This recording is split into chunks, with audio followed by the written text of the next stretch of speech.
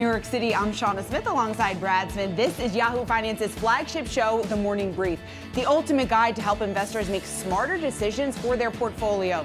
We are tracking early session volume while bringing you today's top market themes and elevating Yahoo Finance's most popular newsletter. That's right. Our show breaks down Yahoo Finance's trending tickers and brings you the biggest stories of the day with expert analysis to help you form the best strategy for your portfolio. Let's take a quick look at futures as we kick things off this morning. The Dow, the S&P 500, and the Nasdaq. Futures pointing lower here across the board. We're going to be watching that closely into the start of trade.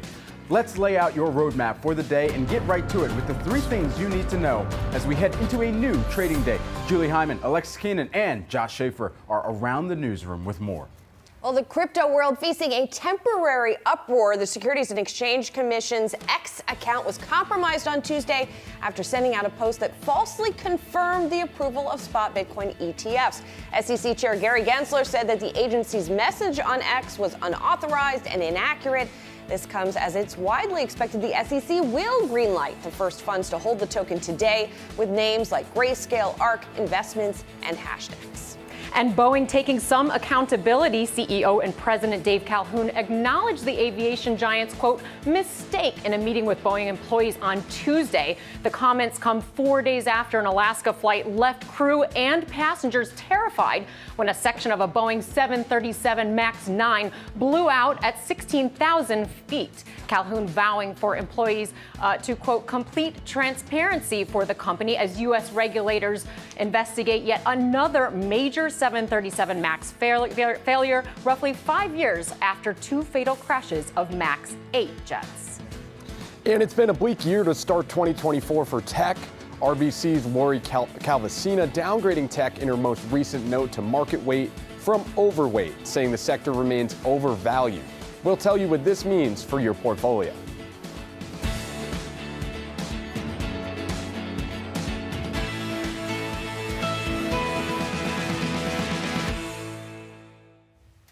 Let's get to our top story of the day. Today is the day that crypto investors will know for sure if any of the 11 spot Bitcoin ETF applications will be approved by the SEC. We see Bitcoin's price dipping this morning after spiking Tuesday evening when a post on the SEC's official X account claimed that Bitcoin ETFs were approved. Chair Gary Gensler swiftly responded, saying that the account was compromised and the regulator has not approved any listing and trading of spot Bitcoin ETFs. So here's with what this means ahead of today's decision is our very own Julie Hyman. Hey, Julie. Ooh, hey, I was on the I was on the air yesterday when this happened, right? When we first got this tweet, looked very official from the official SEC account, and then about 15 minutes later from Chair Gensler's own account, him saying that that other account had been compromised. It was an unauthorized tweet and their tweet post. There is some reporting this morning that it had to do with a phone number that was associated with the official SEC account, that perhaps someone got a hold of that and that's how they were able to get access. Whatever the case is, it sort of, in my mind, adds to some of the noise that sometimes happens around crypto, and it just feels like a very 2020s thing to have happened, right? That they came out in this way and was a false start for everyone with this very hotly anticipated suite of products. There are 11 applicants who are trying to get approval here, and today is the deadline. In particular for ARK Investments and 21 shares has to do with the court case they had brought against the SEC, and now they are supposed to find out today, but the thinking is that the SEC doesn't want to play favorites and is just going to approve them all at once. The expectation is that that will happen by the end of the day today, and they could start trading as soon as tomorrow. Julie, how should investors, if we do get an approval or even down the line, how should they be evaluating whether or not buying into one of these funds makes sense for them? So I talked to a number of different strategists, traders, both people who like Bitcoin, people who are sort of Bitcoin agnostic. One of them was Dave Nadig over at Verify, and he said, if you didn't like Bitcoin before, don't just like it because it's now in an ETF wrapper. And that was something that was echoed by some others, right? First of all, you have to figure out, do you want to invest in Bitcoin in the first place? And there are There's lots of information out there about the pros and cons. One of the cons, of course, is the volatility. I talked to Tom Lee at Fundstrat, who is a longtime Bitcoin bull. There's something called the halving that is coming later this year that could cause some volatility. He said, just in general, just because you're an ETF, you're not protected from the volatility. So that's something to keep in mind. Something else to keep in mind is how much should you allocate through these ETF wrappers. And again, there's a range of different amounts. Tom Lee over at Fundstrat says 2%. Natick said, if you're thinking about it as an alternative asset, 1 to 3%. I also talked to Matt Tuttle at Tuttle Capital Management, who's applying for a 2 times Bitcoin leverage ETF, and he said more like 5 to 10%. So again, there's a range here. And then the final question is, which one of them do you buy, right? There is a difference in fees. Some of the providers are going to be waiving fees for the first 6 months. And some of the folks I talked to said, you know what, just go with the cheapest, right? And that, again, you have to factor in the waiving of the fees. Some of the big operators like a BlackRock are on the lower end of the fee spectrum. There are also questions about which one is going to be the most liquid, right? Which can you get in and out of the easiest? And then there's the questions on the back. And I talked to Steve Sosnick over at Interactive Brokers, who I know you're going to talk to soon. And he said, you also might want to think about who is the custodian of the Bitcoin. For the majority of these, it's Coinbase. So then you think about, okay, what are the implications of that? For the investment. So a lot of questions here that you should be asking if you're interested in these. A long list of things that investors need to be thinking about before buying into one of these products. All right, Julie, thanks so much. Let's talk a little bit more about one of the big stories of the day. Investors are on edge, awaiting a decision from the SEC on whether to approve applications to launch a spot Bitcoin ETF. We see Bitcoin's price giving back some of the gains that we saw yesterday after briefly spiking when a post on the SEC's official X account falsely claimed that Bitcoin ETFs were approved. Now, Chair Gary Gensler swiftly responding, saying that the account was compromised. Valkyrie is one of about a dozen prospective spot Bitcoin ETF issuers awaiting today's highly anticipated announcement. And we want to bring in Stephen McClurg. He is Valkyrie Fund's Chief Investment Officer. Stephen, it's great to have you here on set on such a big day here for the industry. Just walk us through what's gone through your mind over the last 18 hours and if it has at all changed your outlook on what you expect to hear from the SEC today. Yeah, look, I still believe that we're going to hear positive news this afternoon after the market closes. I still expect a launch tomorrow. I still assign it probably a little bit over 95% because anything could happen. Julie mentioned a really good point in that this hack on the SEC. It actually wasn't a hack. It was SIM swap, which is a pretty common thing that could happen to almost anyone.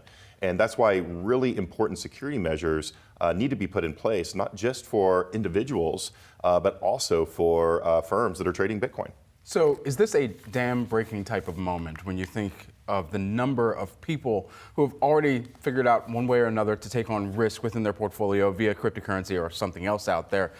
Are people just going to flow into Bitcoin now just because there's an ETF? And what is your anticipation once we finally do get these approvals? Yeah, I actually don't think that people are just going to FOMO in today and tomorrow and over the week. A lot of the people that want to invest in Bitcoin have already done it. The ETF gives an additional vehicle in order to do so.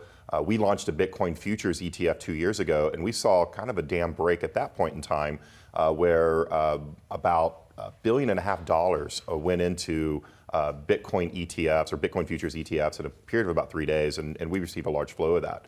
I don't think it's going to be a dam-breaking moment like it was then. I think this is going to be a lot slower, and we probably see about $10 to $25 billion over the course of a year or two.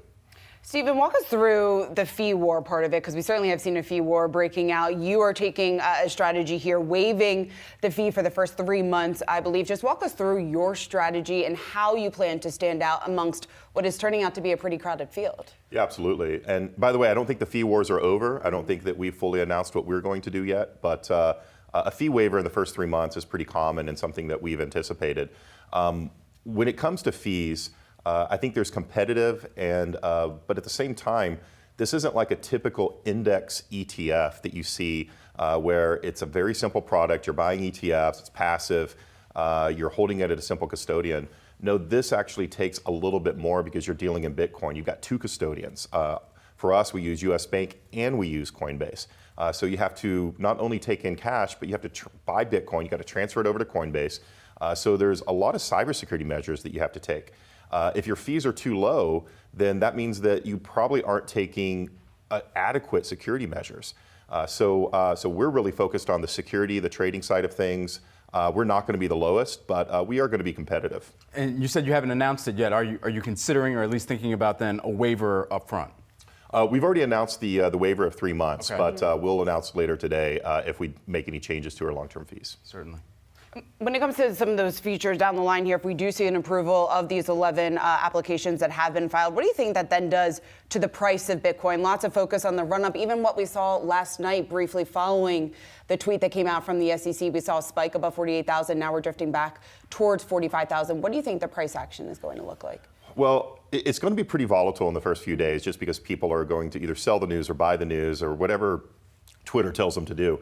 But for the most part, long-term investors are going to buy and hold. There's really 3 factors that are determining price for Bitcoin this year. One of them is the Bitcoin ETF. It is a pretty big moment that we've been waiting for over 10 years. The second one is the halving. So if you're caught up with what happens with Bitcoin miners, there's a halving about every 4 years that determines what the fees are. And we have a halving that's happening in April. And usually the price of Bitcoin goes up after the halving. And then the final one is macroeconomics. This is an election year. We do expect that the Fed will begin to lower rates starting in May and June into the election, which will cause risk assets and Bitcoin and other assets to go up in value. So all 3 of those events should cause the price of Bitcoin to probably exceed $150,000. Just quickly, as a follow-up on that halving front, the costs essentially are going to double for a lot of miners out there. What does that create in terms of perhaps the operations just becoming so much more expensive to the point where some of these miners might actually go out of business? There could be more consolidation, or just some acquisitions strategically that take place. What do you anticipate? Yeah, that's exactly right. So the miners that have been around for a long time and that have been preparing for this, they usually are making sure that their energy costs are low going into this, that they're usually getting rid of Bitcoin ahead of this instead of holding it. And have made sure that their operations are really clean. So we do expect acquisitions, we do expect some takeovers, but we also run a Bitcoin miners fund, and we're looking very closely at what the miners are doing and which ones are going to be solid and which ones are probably not. And we purposely made that Bitcoin miners fund active so that we can make those decisions rather than following a passive index. For industry executives like yourselves and even market makers out there in crypto and in some of the spot ETFs that are coming forward, is Gary Gensler a friend or foe to the broader cryptocurrency landscape? I think the general consensus is that he's a foe. I actually see him as a friend because if you look at his time in the chair position, we've gotten Bitcoin futures, we've gotten ETH futures, and we're about to get Bitcoin spot ETF. So he's actually been quite progressive versus the prior administration at the SEC. I think the real foe is a couple of talking heads in the Senate and in the House that really hate crypto and that are using political power to try to stop it. Stephen McClure, Valkyrie Fund's Chief Investment Officer. Thanks so much for taking the time here on the day. I know you're going to be watching very closely to see if some approvals come forward. Thanks so much for taking the time. Thank you for having me. Absolutely. And everyone, keep it locked here on Yahoo Finance for the latest updates on this spot Bitcoin ETF news as we await a decision from the SEC today. We're going to be speaking to experts and industry giants throughout the day. We've got Zach Bradford, CleanSpark CEO, at 10 a.m. Eastern Times, plus James Safehart, who is the Bloomberg Intelligence ETF research analyst. That's at 11:15 a.m. And Alicia Haas, Coinbase CFO, at 5 p.m. Well, we've been watching Boeing shares all week after an Alaska Airlines door plug blew out at 16,000 feet in the air on a Boeing 737 MAX 9 jet. The failure now being investigated by U.S. regulators. And yesterday, Boeing's CEO, David Calhoun, shed a little more light on the company's role. Yahoo Finance's Alexis Keenan has the details. Alexis, what have we heard so far about this internal meeting that took place? Yeah, Brad. So yesterday, CEO David Calhoun held this all-employee meeting at Boeing's 737 factory in Renton, Washington. And here's what he had to say about that door failure. We're going to approach this, number one, acknowledging our mistake. We are going to approach it with 100% and complete transparency every step of the way.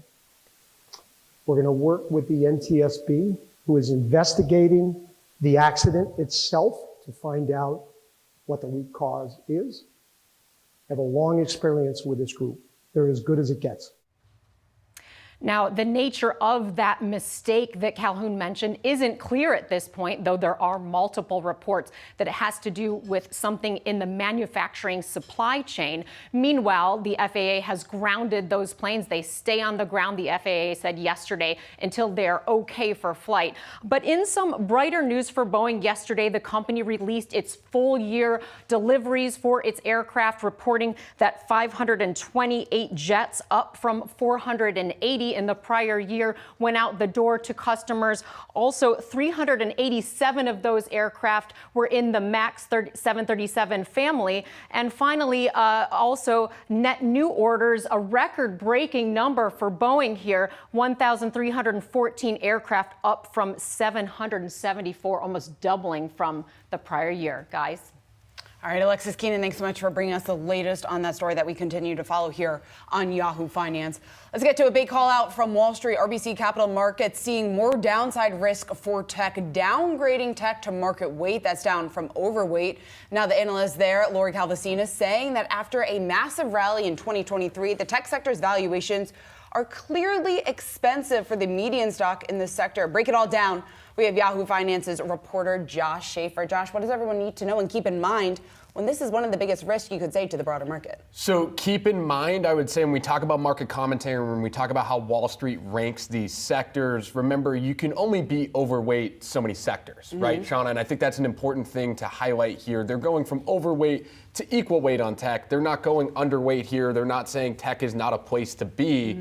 Just maybe there's better places to be. And I think even when we think about the recent calls on Apple, right, that's a way to understand sort of how Wall Street commentary works. It's not necessarily saying sell the stock or sell the sector, but maybe you can make more money elsewhere. And when you think about what else RBC moved up here, so you take a look at tech, they downgraded tech, they upgraded consumer discretionary, and they upgraded utilities to overweight. You take a look at those three charts over the last year, guess what? Tech outperformed consumer discretionary and tech outperformed utilities, right? So just, it's not that hard to look at that chart and understand if we were thinking what's got more room to run here, it's probably not tech, right? At a high level, that's sort of a way to understand this call. But one other thing that they highlight in here is sort of saying a positive on tech. They talk about revisions to EPS, revisions to earnings per share, and the overall outlook for fourth quarter earnings. There's a great chart out from Deutsche Bank I want to highlight here that shows earnings revisions that we're seeing for the current quarter. See all those negatives on your left? Brad, what's the only one that's positive there?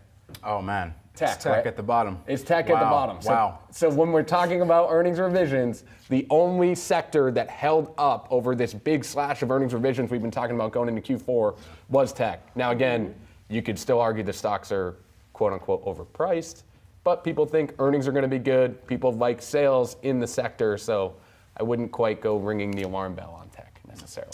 All right, certainly. And it also kind of goes back to what we've been hearing just in terms of some of the calls that have come out from Wall Street over the last week or so on Apple, right? A lot of those analysts raising some questions just about valuation, not exactly saying we'll see a huge move to the downside, but we'll likely see maybe some trend here along the flat line given the massive run. You have Apple trading near an all-time high, right? At some point, it's hard for the path forward for these stocks to just be up, up, and up, at least in a short time period. Yeah. I mean, Apple trading near $200 a couple weeks ago, it's a price we've never seen, right? And then the calls from the bullish analysts out there are for 220, 230. You're asking for a lot at some point to happen very quickly. Patience always helps. Yeah, and here we are today, right around 185 a share. All right, Josh, thanks so much for breaking that down. We'll take a quick look at the futures. We have the opening bell in just about 11 minutes. Looking at a mixed bag, not too far from the flat line. You can see the futures for the Dow and the S&P pointing to a lower open here. The Nasdaq slightly higher, although anything could happen here as we count down to the opening bell. Well, coming up, we've got a busy week on deck here at the Morning Brief. Yahoo Finance is live at CES in Las Vegas all week. Plus, we have fresh inflation data to bring you tomorrow. Then we can't miss Friday, the big kickoff to earnings with big banks. We've got it all covered for you. Catch it all right here on Yahoo Finance's Morning Brief.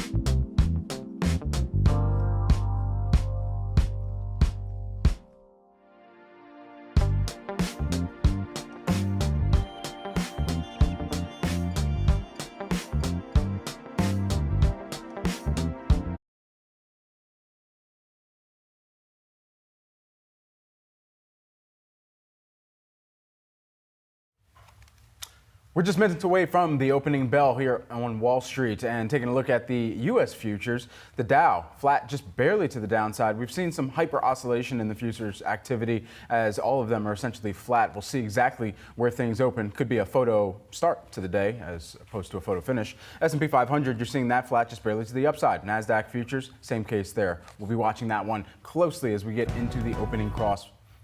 Let's also take a look at some trending tickers we're watching today. Taiwan Semiconductor saw revenue come in above estimates for the fourth quarter. The chip maker still saw sales fall over 8% in December year over year, but said AI demand helped offset slowing demand for smartphone and laptop chips here. So we mentioned that year over year decrease month over month because they gave us a sequential figure as well here. Revenue down by about 14% there. And so ultimately another case where it's going to be a question of just how much of the demand can be sustained for an extended period of time, at least within the AI landscape right now, at least boosting or at least buoying at this point. Yeah, and I think the question also for investors out there is whether or not we've seen this trough in terms of demand. Taiwan Semiconductor coming out over the summer saying that they think they have seen it at this point.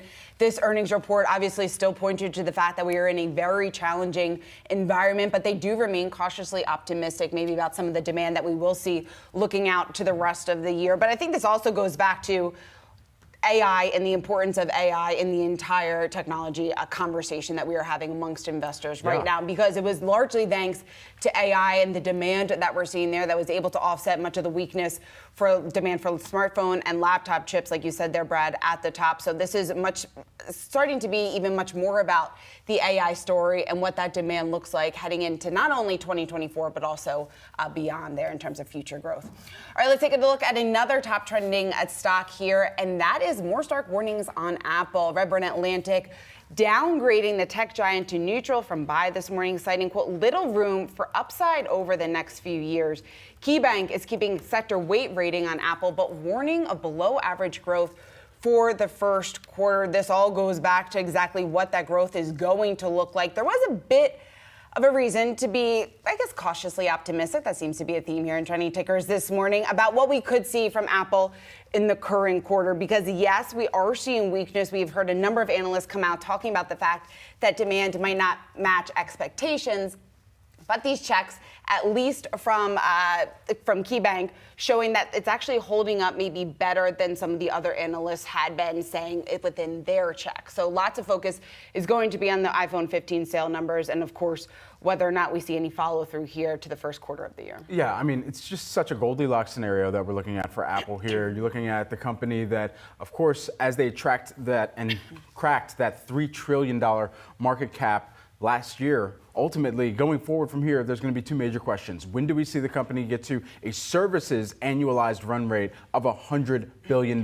Just wrap your minds around that. One segment of Apple's business could be worth $100 billion over the next year, 2 years perhaps, and it's just services. But what also makes that ecosystem sticky is the range of products. And so as of right now, it's not like the Vision Pro is going to make people just fly out of their couches, out the door, into the car to go pick up a VR headset. That's probably not it. Not at $3,500. But what are they probably going to do? They're probably going to be updating some of those wearables that they might have. They might also have to eventually get into one of the new iPhones. I mean, every time I get an iOS update, I feel like my phone works just a little bit worse. So at the end of the day, that cyclical life cycle, or the life cycle that we see in the turnover and churn of some of the previous models, is something that we perhaps should be watching and when the next super cycle will emerge. Something we are, of course, going to watch. All right, well, let's talk about today's stock to watch, and that's Goldman Sachs. BMO downgrading the big bank to market perform from outperform, lowering their price target to $357 from $421. So you can see just about $25 lower from where it is slated to open today. This is due for a pullback, at least in the eyes of BMO. We have Yahoo Finance's Madison Mills joining us live from the floor of the New York Stock Exchange. And Maddie, my takeaway from this note was the fact that BMO maybe doesn't think Goldman is going to hold up to some of the performance that we're going to see from some of its rivals here over the next couple of days. That's exactly right, Shauna. All eyes are on these bank earnings coming up on Friday. We've got the big ones, right? JPM being the biggest. We've also got Bank of America. We're going to have to wait until the 16th for Goldman. But on this downgrade that we got from BMO Capital Markets this morning, the stock is down 0.7% this morning off of that downgrade. But when I take a look on the Yahoo Finance platform on the app, I see that it's trading very close to the top of the 52-week range. So that makes me wonder why that is. And you got to look at the other analyst recommendations, even coming from Morgan Stanley, reiterating their outperform weighting on this stock. And that's because of the deal making that we've been talking about so much. 2023 was a rough year for investment banking. There's a lot of anticipation of more deal making to come this year as the Fed starts to cut back on interest rates. All right, Maddie, thanks so much. We're getting close to the opening bell down there. We know it's going to get very loud, so we'll let you go for a hot second here. Let's take a look at futures. We've been tracking futures all morning just to see exactly where things might shake out, and it's still flat right now, but all to the upside as opposed to where we started off this 9 a.m. hour where we were flat, but just really to the downside across the board here. A few of the major catalysts that are going to be in play, especially as we move on throughout today's trading session, as we're going to keep a close eye on some of those crypto touching or even crypto platform facing stocks as well, which won't have the more outsized move on the market here, but ultimately it's going to be interesting to see where perhaps some of that permeates throughout the rest of the investor sentiment here on the day. We've got the opening bell on Wall Street next.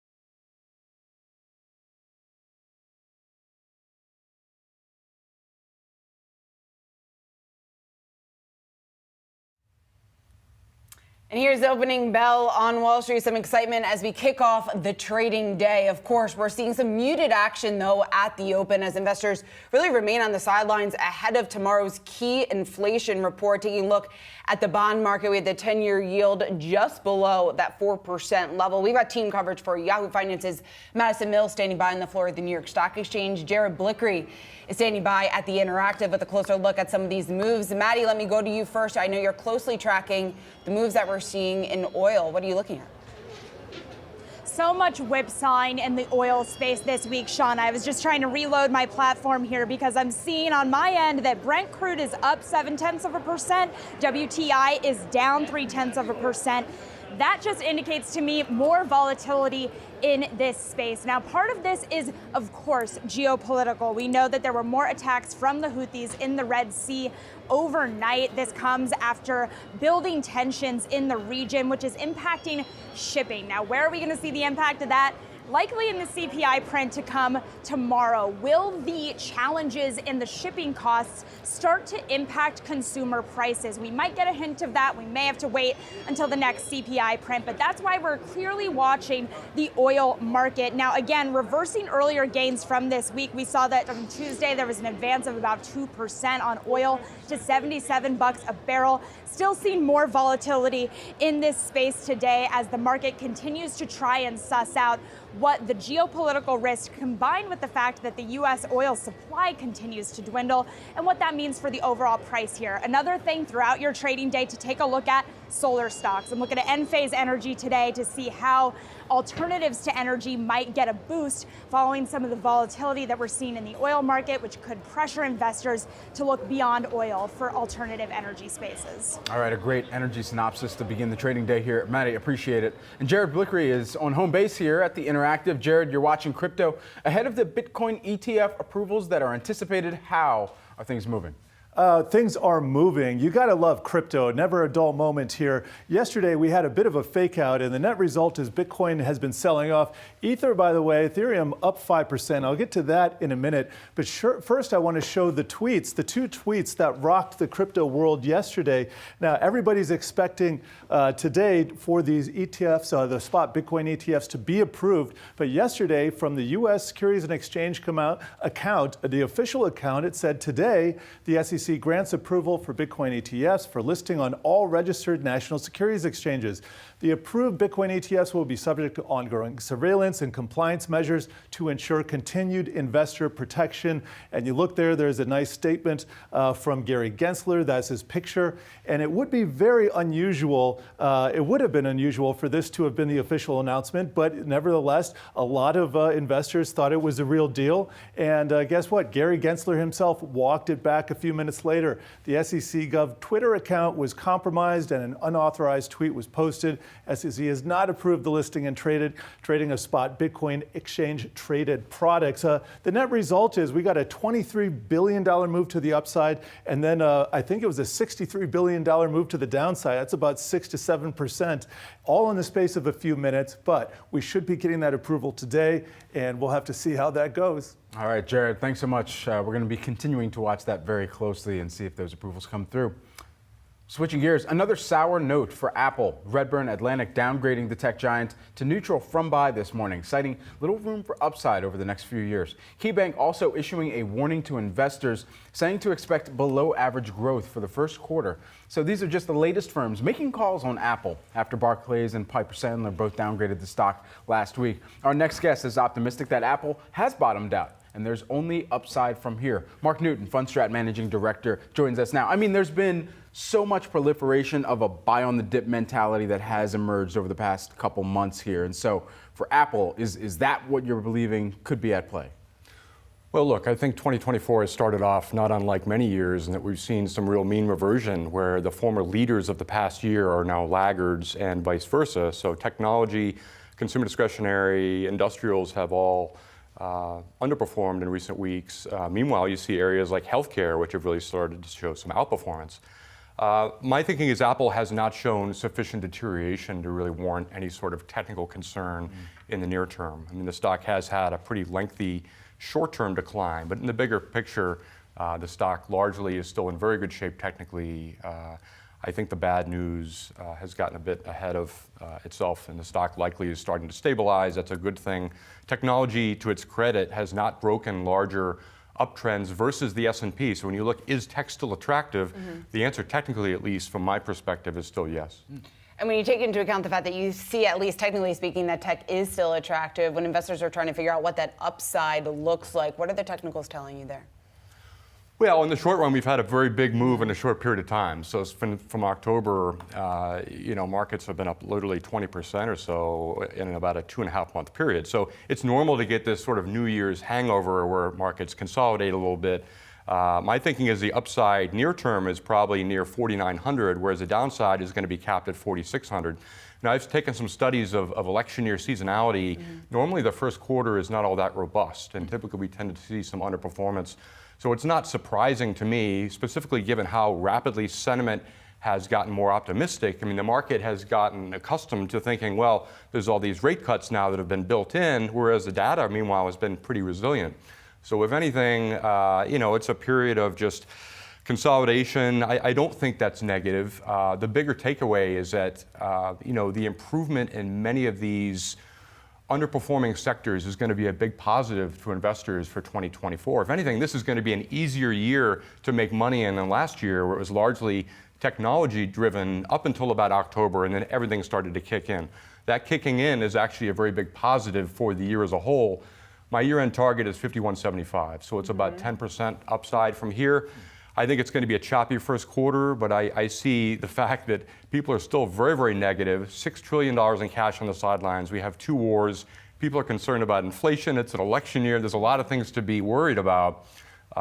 That's normally a very good sign for risk assets and markets. And so for those out there who are trying to figure out where the best opportunity for them to, even amid some of the events that create and drive more volatility, trying to best position themselves in areas that might look oversold right now technically, where are some of those areas that might seem nonsensically oversold?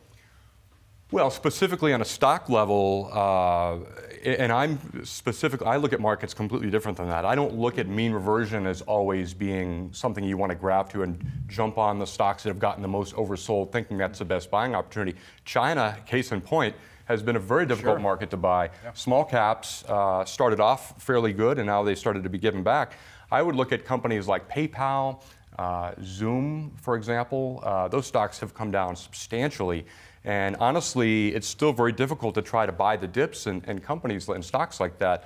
But I think if you're patient, then you can be rewarded once they start to show evidence of technical strength, and the fundamentals will start to reaccelerate. Mark, I want to ask you, and I think we have a chart ready for you here on Boeing.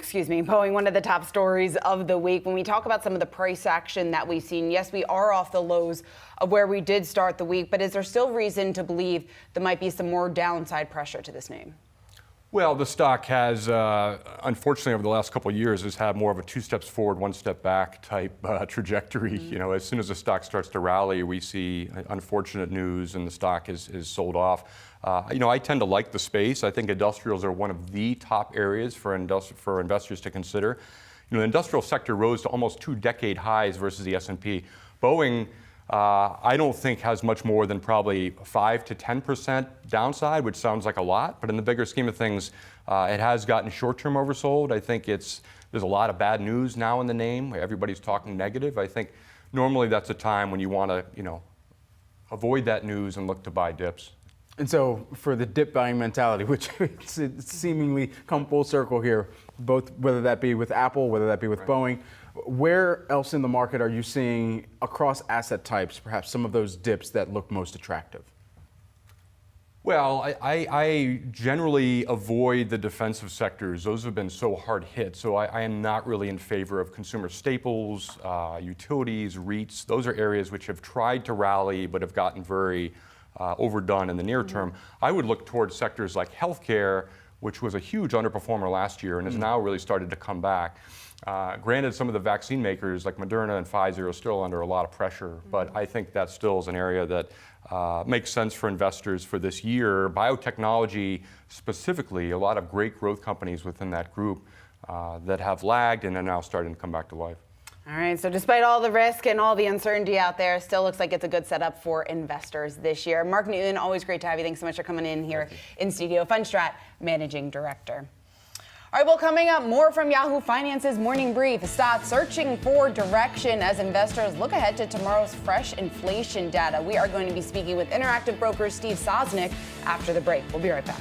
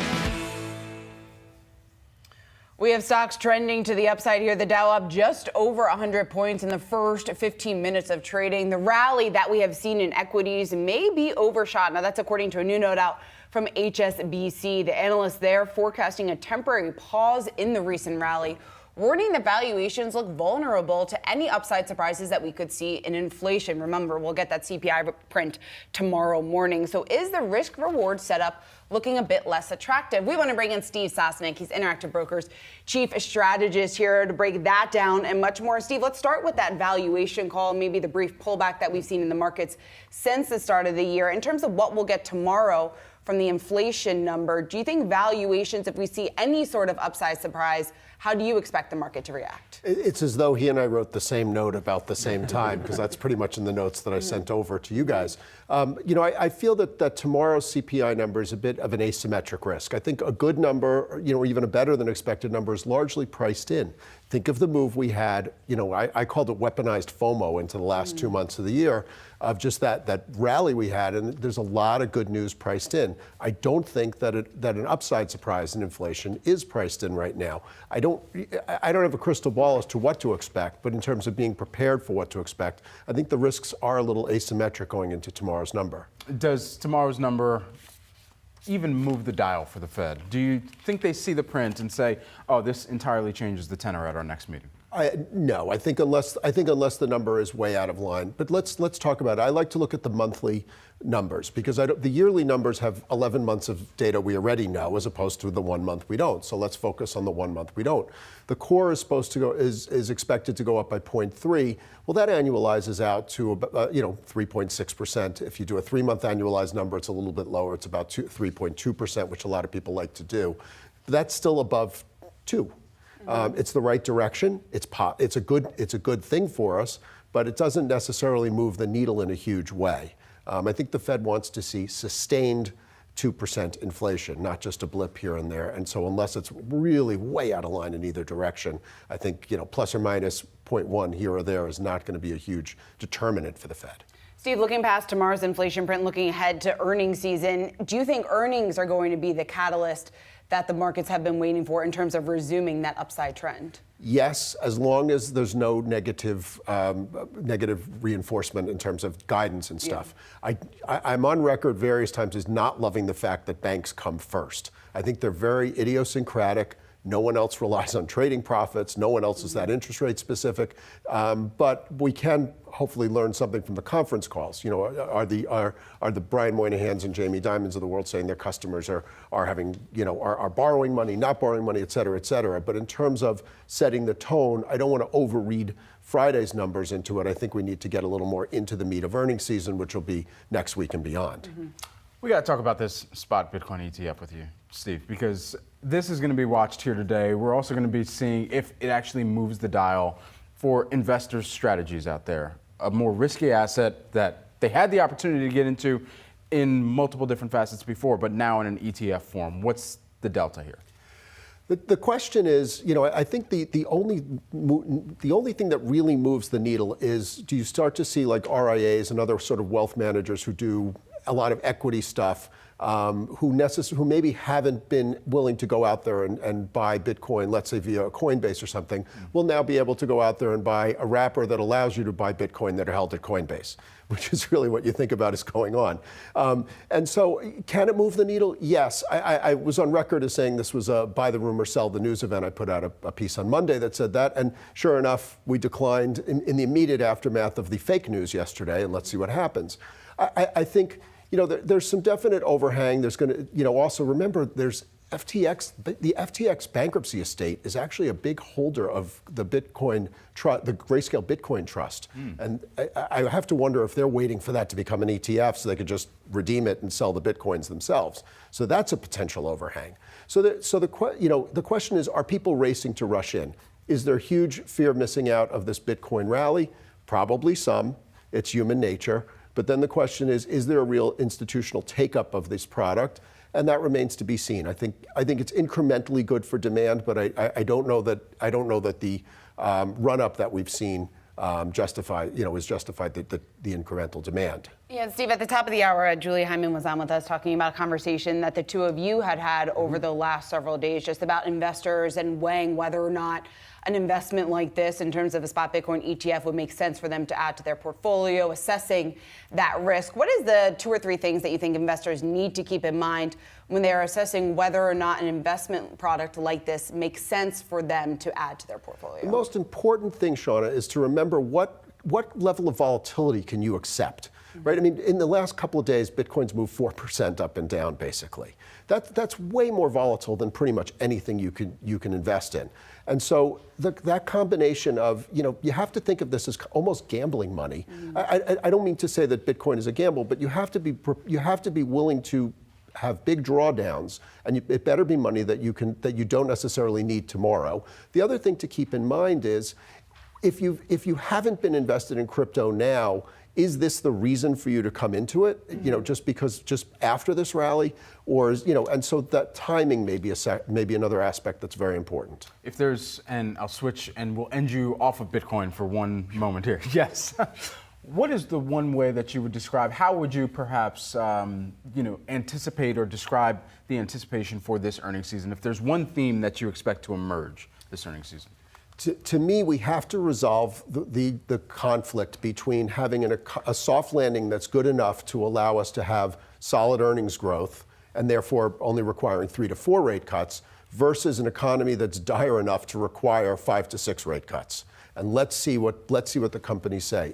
Obviously, I think most of us should be rooting for a good enough economy, but that would mean that we have to adjust our rate cut expectations, and the bond market will have to adjust. And that will really be the key. That's why I think the guidance from the companies will be pretty much as important as the actual numbers themselves, at least for this cycle, and possibly the next one as well. Steve, great to have you here in studio with us, and thanks so much for taking the time here on the day. My pleasure as always, Brad. Absolutely. Interactive broker Steve Sosnick here on set. Coming up, everyone, more from Yahoo Finance's Morning Brief. We'll bring you a vibe check on this year's election. We'll break down the top risks next.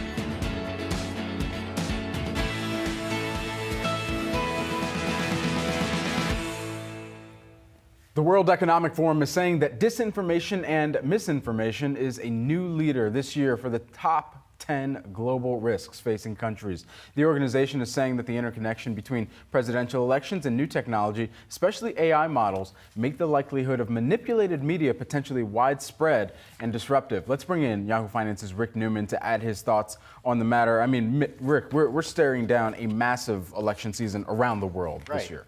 Yeah, I thought they were a little late to the party on this one, to be honest. I mean, so when did we first start to notice election manipulation here in the United States? It was 2016, 8 years ago. Yeah.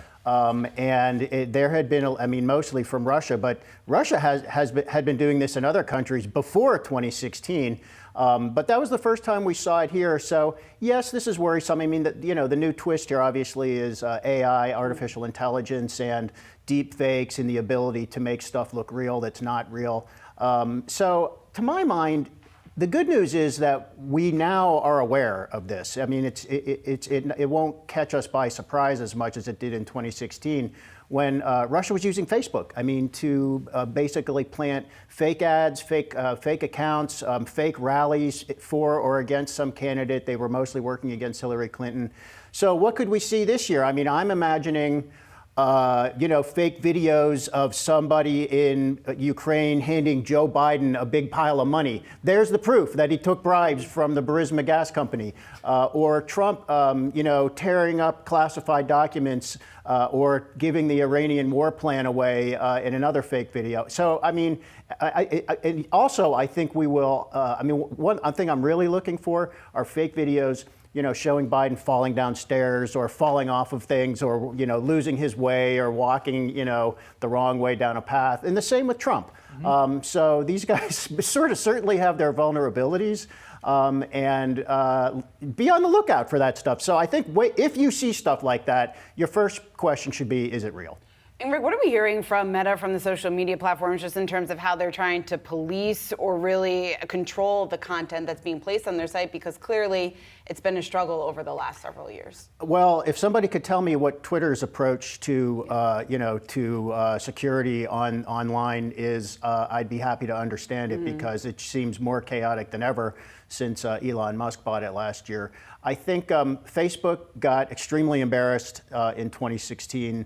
And when, just to go back there, Mark Zuckerberg, after the election, he said, it's impossible to believe that anybody used our platform to manipulate things related to the election. And he was flat wrong. I mean, it didn't even dawn on the guy who created the platform that it could have happened. So, and let's remember, we have had another presidential election since then in 2020. I think there was plenty of misinformation, but I think everybody was just more aware of it. So I would think that the mainstream social media networks, which I kind of don't include Twitter, X in that, they don't want another black eye. They really, and they, even more than that, they don't want to be accused of playing any role helping one candidate or another.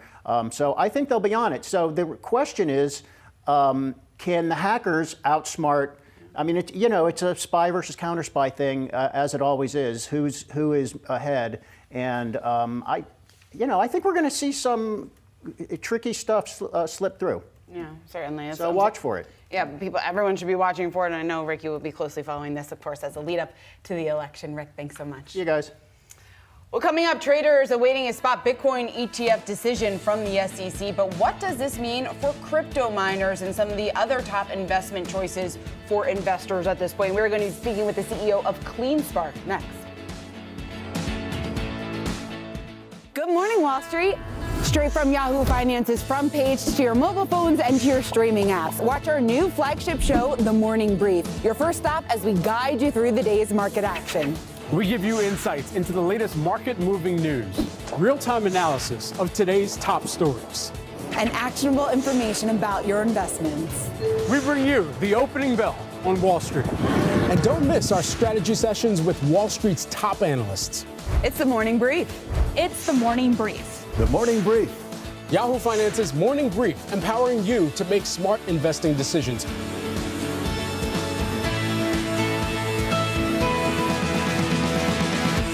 Tune in daily at 9 a.m. Eastern.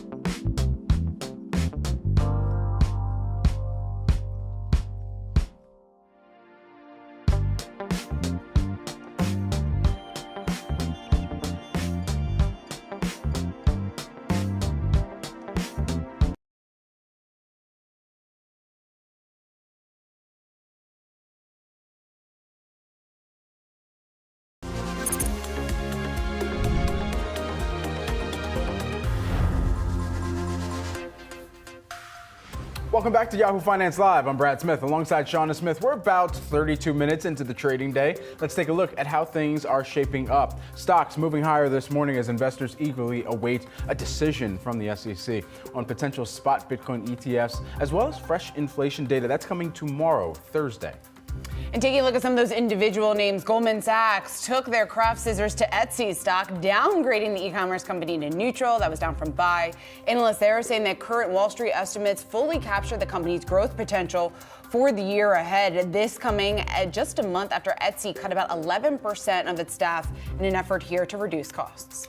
And Schwab shares also falling today on analyst commentary. Citi analyst Christopher Allen cutting his rating down to neutral from buy, saying that the risk reward is more balanced after the stock's recent surge. Now, this comes as the firm is set to release its quarterly results next week, along with other smaller banks. And Toast getting a warm reception from investors this morning following an upgrade from Goldman Sachs to buy from neutral. Now, the analysts saying that they expect the restaurant tech company to gain market share, saying that the market isn't accounting for better profitability trends as we look ahead to the rest of 2024.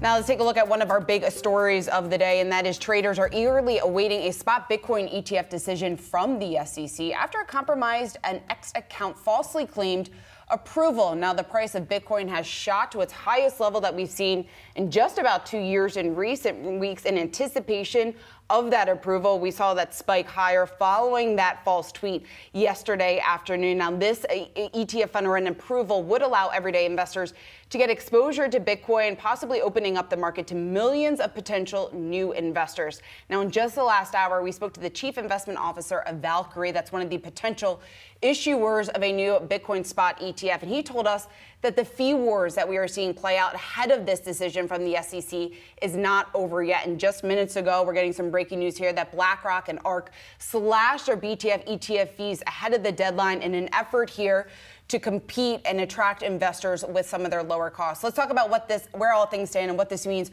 for the industry. We want to bring in Zach Bradford. He's the CEO of CleanSpark. Zach, excuse me, it's great to have you here. So let's talk about some of the excitement that we're seeing play out within the crypto space right now, the massive jump that we saw on the heels of that false tweet from the SEC yesterday. What are you expecting to hear from the SEC, and what do you think it's going to do to the price of Bitcoin? You know, we're really excited about it. I expect we're going to see approval, later this afternoon. And how we view it is as a long-term catalyst. So I think we'll see some, price action immediately after. But we look at it as another way of adoption. And the strength of Bitcoin is partially based on how many users use it, what adoption looks like, and what the access looks like. And this is going to be a brand new way for new investors to be able to get access in a way that's familiar. So we see this as nothing but positive for ultimately the price of Bitcoin, but the long-term adoption rate of Bitcoin also. We think this is going to really prove it out. The Bitcoin approving an ETF helps everybody view also the related industries around it as something that is a little more friendly, a little more accessible for your everyday investor. Zach, we'll put the question to you as well that came up with our conversation with Steve Sosnick of Interactive Brokers of, if you weren't in Bitcoin or crypto touching before, is this the moment that changes that mindset for investors that are out there or even some larger institutional firms? I think so, because I think that often the access or the custody or, what is Bitcoin, there's potential complications that are barriers to entry. An average investor feels very comfortable with a stock or, an ETF ownership. And I think that there's a lot of institutional capital that's been sidelined due to the risks around it. And the ETFs have now put up a system where they're going to hold it. They're going to manage some of those immediate risks around holding and custody of the Bitcoin themselves. And so I think it's a great entry point. And I think that, if you look at the returns that Bitcoin has been producing on a long-term basis, I think you're going to see a lot of portfolio managers access at least a small portion of the portfolio because I think that there's going to be, to the SEC's point from their warning on Monday, there's going to be a fear of missing out. And I think it's a valid fear because I of course am a long-term believer in Bitcoin. And so I do think that that's where we're going to see an easy entry point into Bitcoin through these ETFs. And Zach, when we talk about the number of the catalysts, maybe that could be on tap here for the crypto industry, also taking a look at halving, what exactly that does, not only for the industry, but more specifically your business. How are you preparing for that? And I guess in the long term, do you see that being a massive catalyst for the industry here, just in terms of wider adoption and also what it has done historically speaking? Yeah, the halving event is every 4 years, essentially. The rewards that the algorithm produces for the miners that are managing the system gets cut in half. And it's designed that way for supply and demand reasons. And I think, again, on a long-term basis, as supply decreases, you get built-in scarcity, and that helps improve Bitcoin and its value. On a historical basis, in the prior halvings, when it occurs, there's usually an upward price movement 3 to 6 months after the halving event that's very meaningful. And so, as a miner, our focus has been on making sure we are amongst the most efficient miners on an energy basis, which of course is our main cost driver, so we can stay competitive, so that when the large price movement that we do expect on a post-halving basis occurs, that we're ready to benefit from that. So, that's what I would, new investors to Bitcoin, there's a catalyst coming in April to look for that historically has led to price improvement on a long-term basis. Zach, we're going to include you in our informal Yahoo Finance poll of the day with this question. Is Gary Gensler, SEC chair, a friend or foe for crypto? I think for crypto, I think he's probably foe. And I think that comes to a key thing to understand is not all digital assets are made equal. I do think that Bitcoin is different. It's the only thing that really doesn't have a CEO. It is fully distributed. And I think that's why we're seeing Bitcoin be the first one to pass through, because it's clearly, in my opinion, not a security. But I do think that there's a tough road ahead for other digital assets under Gensler's leadership. Zach Bradford, CleanSpark CEO. Zach, thanks so much for taking the time here on the day. We appreciate it. Hey, thank you for having me. Certainly. Coming up, we've got an investor guide to earnings season. We'll speak with Wall Street Horizon's Christine Short. It's coming up next. Good morning, Wall Street. Straight from Yahoo Finance's front page to your mobile phones and to your streaming apps. Watch our new flagship show, The Morning Brief, your first stop as we guide you through the day's market action. We give you insights into the latest market-moving news, real-time analysis of today's top stories, and actionable information about your investments. We bring you the opening bell on Wall Street. And don't miss our strategy sessions with Wall Street's top analysts. It's The Morning Brief. It's The Morning Brief. The Morning Brief. Yahoo Finance's Morning Brief, empowering you to make smart investing decisions.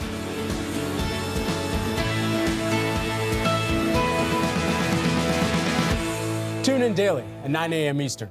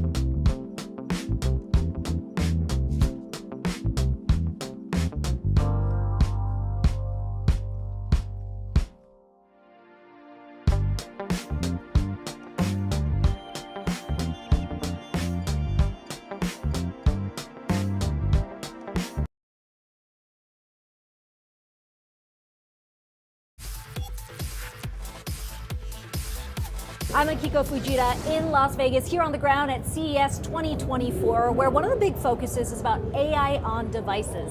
The car, one of those big devices, and we're now joined by CEO and president of Qualcomm, Cristiano Amon, who's been making a big push into the auto space. Cristiano, it was just 1 year ago that you announced the Ride Flag system on chip, this big push into auto.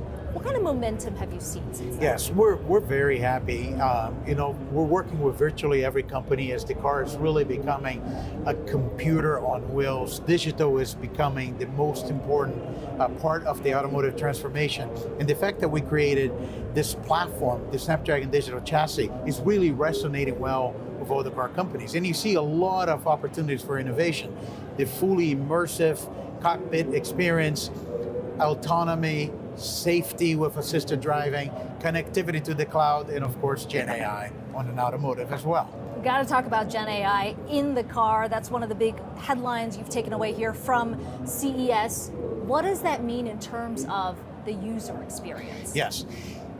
Gen AI is going to develop on the devices or the edge different than it develops on the cloud, and the two are going to work together. So think about you go into your car, and your car is going to become personalized to you. You have a couple things that Gen AI will bring to you as a driver of the car. First of all, you now have the opportunity to have conversations with your car with real context. Think about large language models like ChatGPT. When you're behind the wheel, that's the perfect interface for you to be behind the wheel. And you're going to talk to your car about where you need to go. The car is going to reminding of something. The car is going to be your digital assistant with you all the time. But the other things that you're going to see happening in the car, as the car become a hub for services, the car is going to learn about you or know what you do, where you need to go. Like a simple example, the car will know that you need, in your calendar, you have certain appointments, or maybe you made a call and you need to pick up groceries. It will tell you plan ahead for you.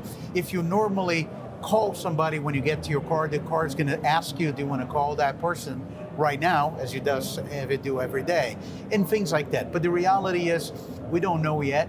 There's so much excitement, so many developers bringing new applications, and the car is going to be the next computing platform, like your phone, like your PC. We're going to see a lot of use cases. The auto space, certainly part of this larger transition we're seeing within Qualcomm to diversify beyond just mobile. When you look at the potential in this space, how big of a revenue driver do you think auto can be for Qualcomm? Oh, it's going to be very big. We announced we have over $35 billion of a contracted pipeline, and we are ahead of our projections to hit $9 billion in revenue by the end of the decade. So it's going to be a substantial part of Qualcomm revenues, and as you said, a very important step in the diversification and growth of the company. We've heard over and over at this conference, AI in devices. Transformational is the word we keep hearing. Obviously, that unlocks a lot for Qualcomm. How much value are you thinking about when you think about the car, you think about the smartphone, you think about the PC? What does it mean for Qualcomm? Very good. Look, first of all, I'm going to take credit. We started talking about on-device AI before it was popular, right? We've been talking about this for years. We believe that how you think about computing on devices, whether your phone, whether your PC and your car, that's going to be the new accelerated computing, and you're going to run a lot of AI on devices. Phones, we're starting to see as early as 2024 some very interesting use cases. Even with flagships that are launching early this year, that could create a new upgrade cycle for phones, and that will, by definition, just increase the phone market. PC, we look at the on-device AI at the biggest tailwind for our entry into the PC space. And of course, we talk about the car. So you've got a number of channels there that you can tap into. Absolutely. It sounds like a lot of that will be reflected in 2024. It's not just about the idea, but in the financials, we'll see that. I think we're going to start to see those things come to life in 2024. First, devices, flagship launches on Snapdragon 8 Gen 3. I think started with the upcoming launch of Samsung. You're going to start to see a lot of interesting uses of on-device AI. Then you're going to see the new Microsoft Windows coming with Elite in the second half of 2024. And then I think we're just at the beginning of that change with cars. You've got the macro headwinds that we've been seeing. There's also the political headwinds also in China. In some ways, Qualcomm kind of caught in the crosshairs, whether it is the ban on iPhones, whether it is about sort of the overall lawmaker push to try and ban any supplies to a company like Huawei as well. When you think about the potential in the market, you get more than 50% of your revenue from there. Does the benefits still outweigh the risk for you? Look, I'm going to provide maybe a different outlook on this, and I think it may be a more optimistic outlook, if I may.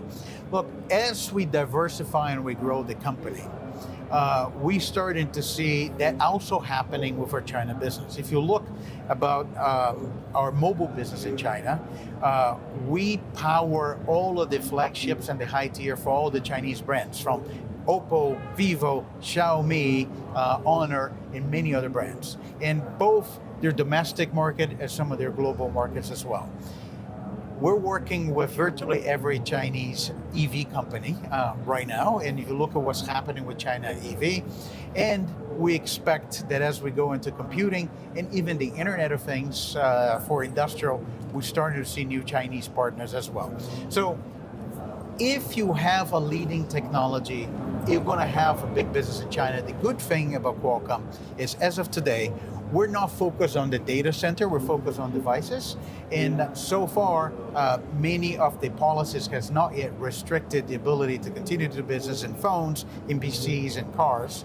And we want that to continue. If anything, while we cannot predict the future, I think stronger relationship between the Chinese enterprises and American enterprises will always serve as a stabilizing factor in the relationship. So the policy is not as restrictive, it sounds like right now for you, but no. Given where the conversation is going in DC, is there any thought within Qualcomm to reduce exposure in China? Look, I think it's true for all the semiconductor companies. I think as technology gets developed, you're going to have a big business in China, just a function of GDP.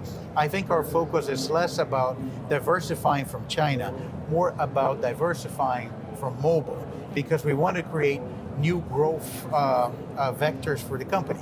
Mobile is a great market. Every time you have an upgrade, you're going to have growth, but it's a fully penetrated market. So that's why we look into markets such as the automotive, the PC, the industrial IoT. It's just growth opportunities for us. Okay. Cristiano, thank you so much for your time today. I really appreciate it. Likewise. Thank you. Of course, thanks to Qualcomm CEO and Akiko Fujita as well for bringing us that interview. Well, coming up next, an investor guide to earnings season. We are going to be speaking with Wall Street Horizon's Christine Short, get her take on what to expect over the coming weeks. We'll be right back. Good morning, Wall Street. Straight from Yahoo Finance's front page to your mobile phones and to your streaming apps. Watch our new flagship show, The Morning Brief. Your first stop as we guide you through the day's market action. We give you insights into the latest market-moving news, real-time analysis of today's top stories, and actionable information about your investments. We bring you the opening bell on Wall Street. And don't miss our strategy sessions with Wall Street's top analysts. It's The Morning Brief. It's The Morning Brief. The Morning Brief. Yahoo Finance's Morning Brief, empowering you to make smart investing decisions.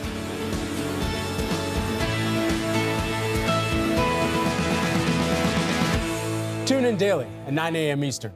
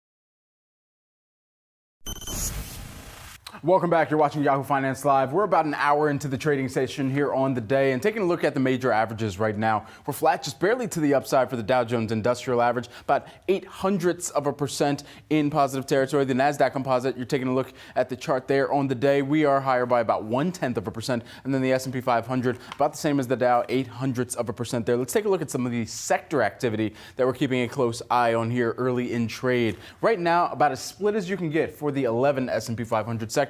There you're seeing the overall, but take a look at XLC. Yes, communication services, that's leading the pack right now. It's up by about 0.4%. Also in positive territory, you've got discretionary and technology. However, pulling up the caboose, you've got energy here on the day. That's down by about 0.5%. Also want to take a quick look at some of those mega cap tech stocks that we've been keeping a close eye on here. We were talking earlier about Apple. We'll continue to watch them very closely as we move on throughout the rest of today's trading session. Of course, they were one of the targets out there for one of the different upgrades that we had seen, actually a downgrade that we had seen come through for Apple shares here this morning here. So that's something that we're going to continue to keep an eye on, as Redbird Atlantic had downgraded to neutral from buy. New price target there, $200. And then just lastly, want to take a look at the trending tickers. You at home are powering this, folks. Taking a look at some of the trending tickers on the Yahoo Finance platform.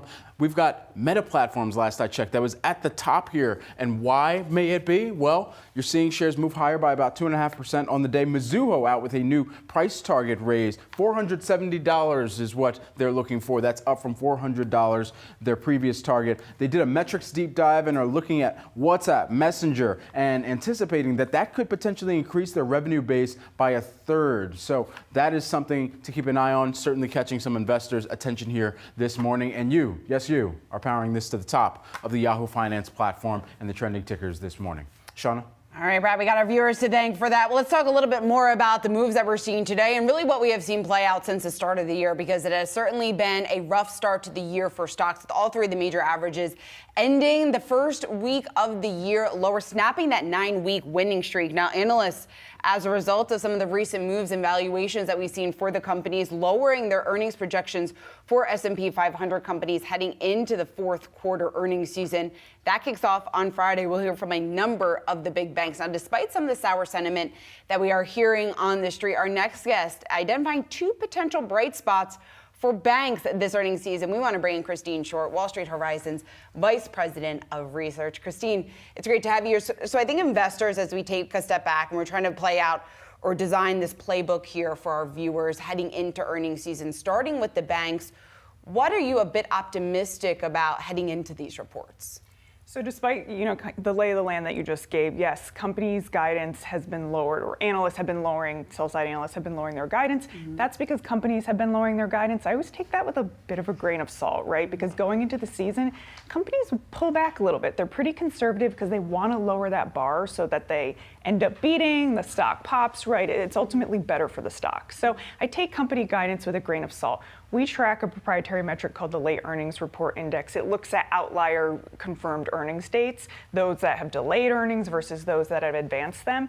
And that's actually tracking really well. Less companies are delaying earnings going in the season. Why is that important? Well, academic research shows if companies push their earnings out, it tends to correlate highly with bad news being shared on the call, right? If you have bad news to share, you kind of want to push it, right?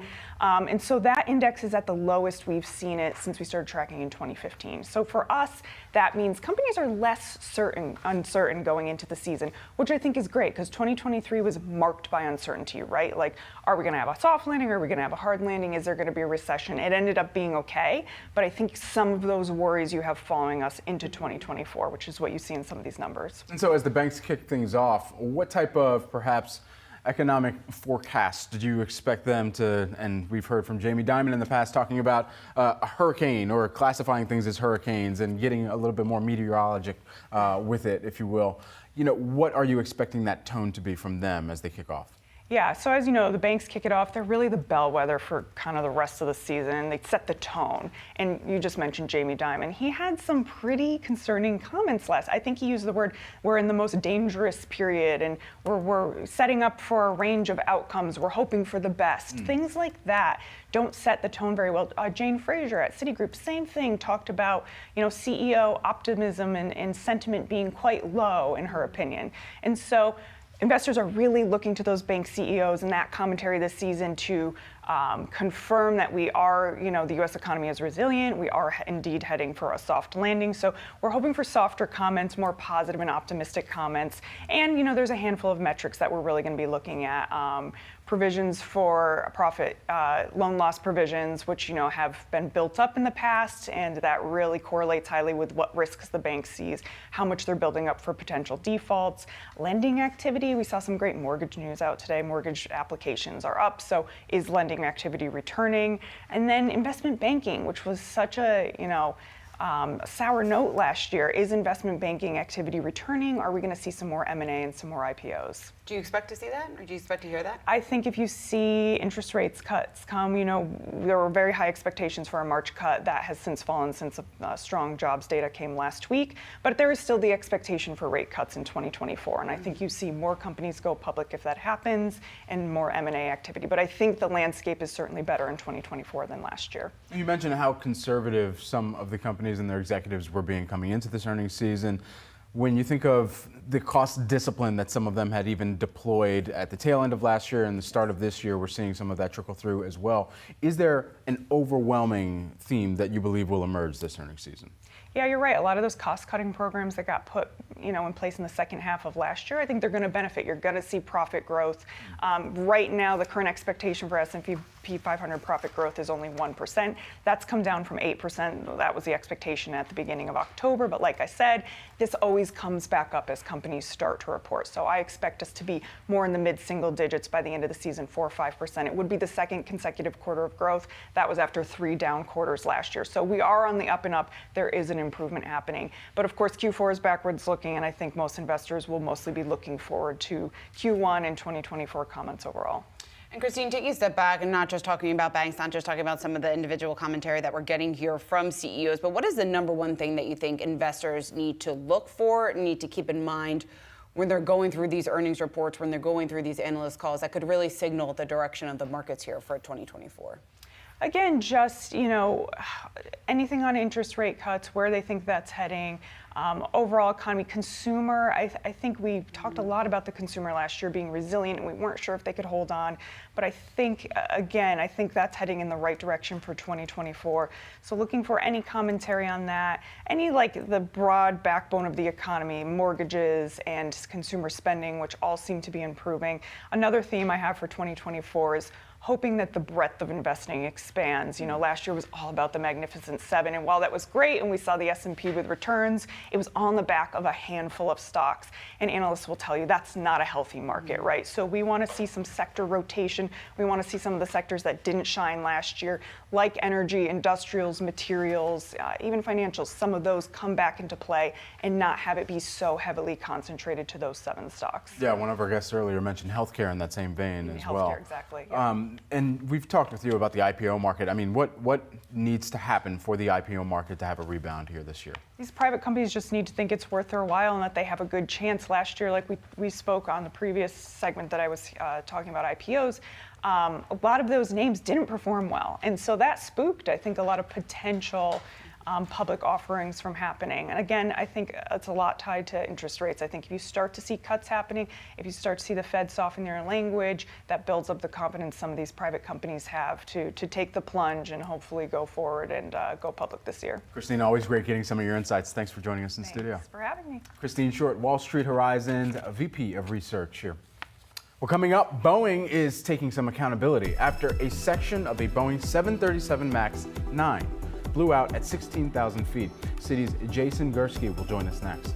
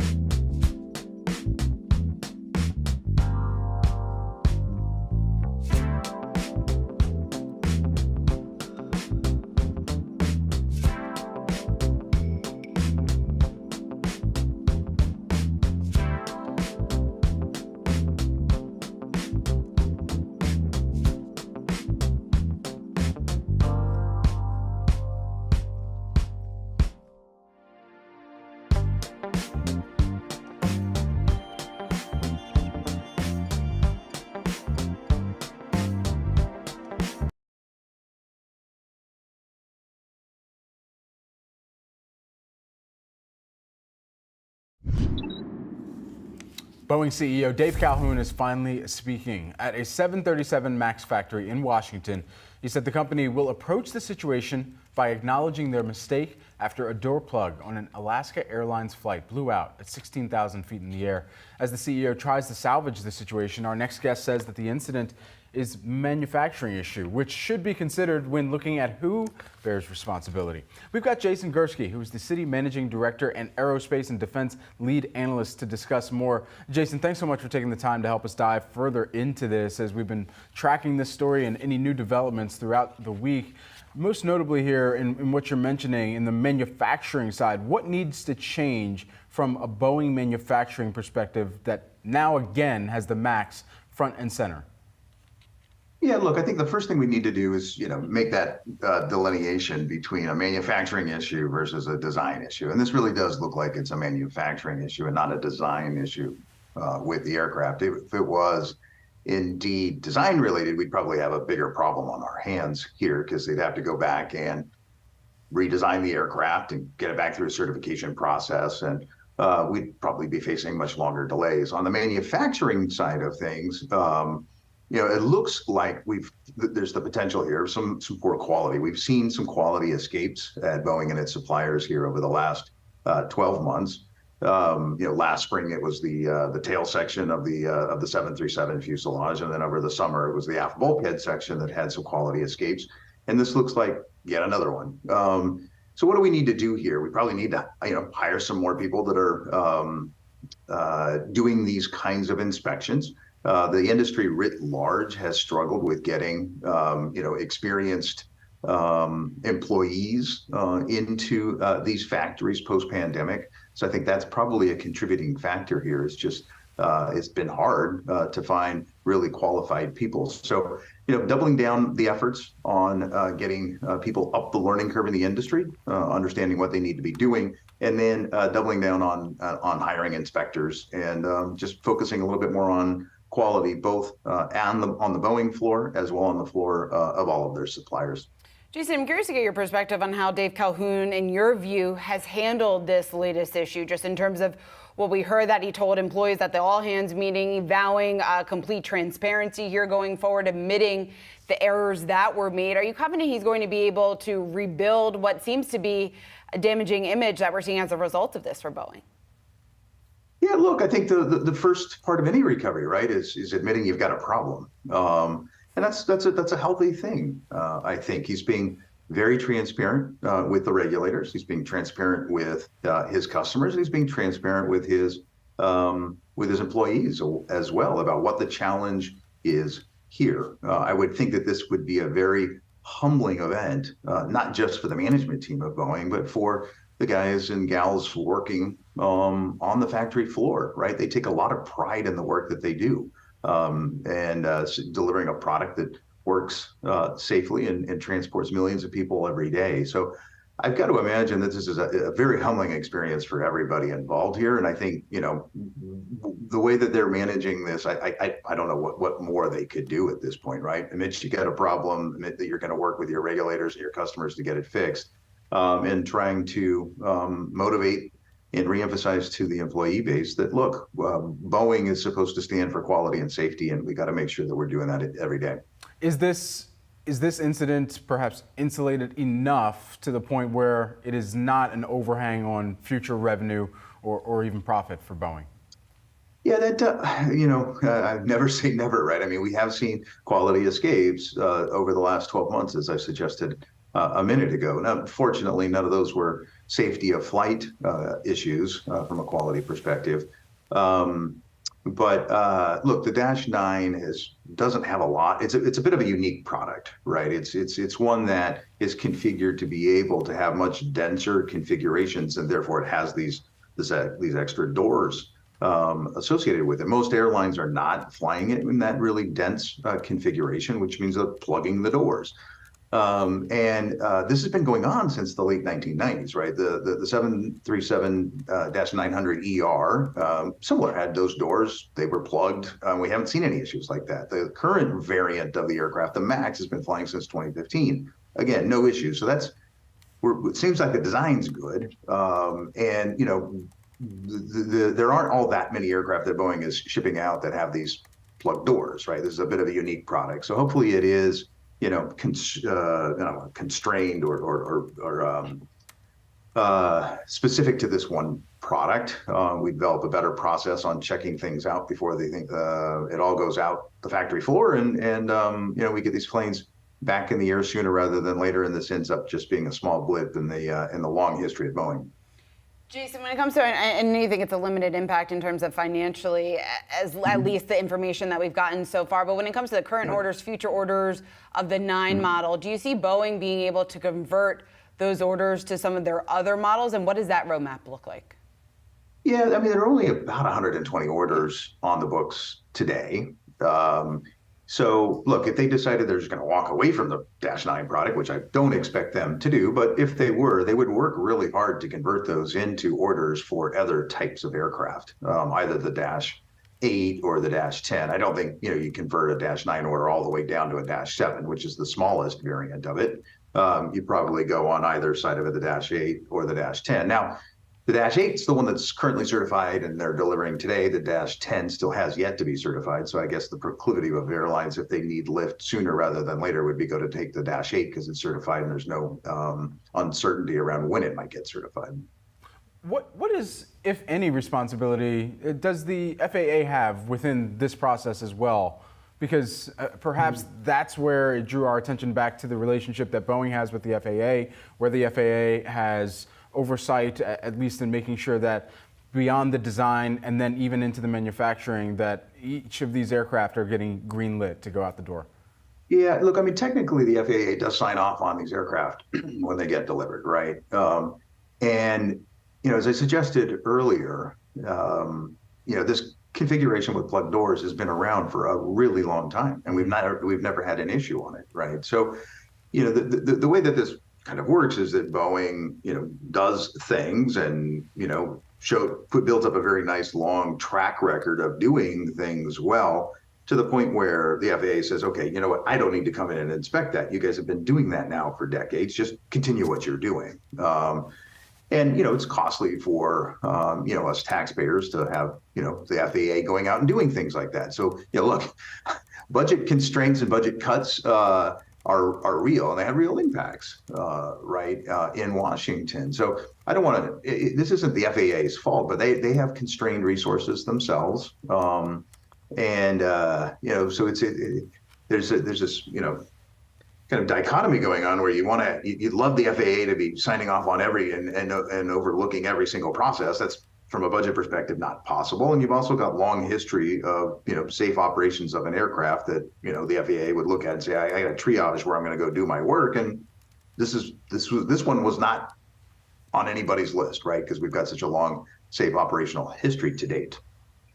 Jason, great to get your insight here. Thanks so much for taking the time again, taking a look at Boeing shares bouncing off the lows, up just about 1% in today's session. Thanks so much, Jason. You're welcome.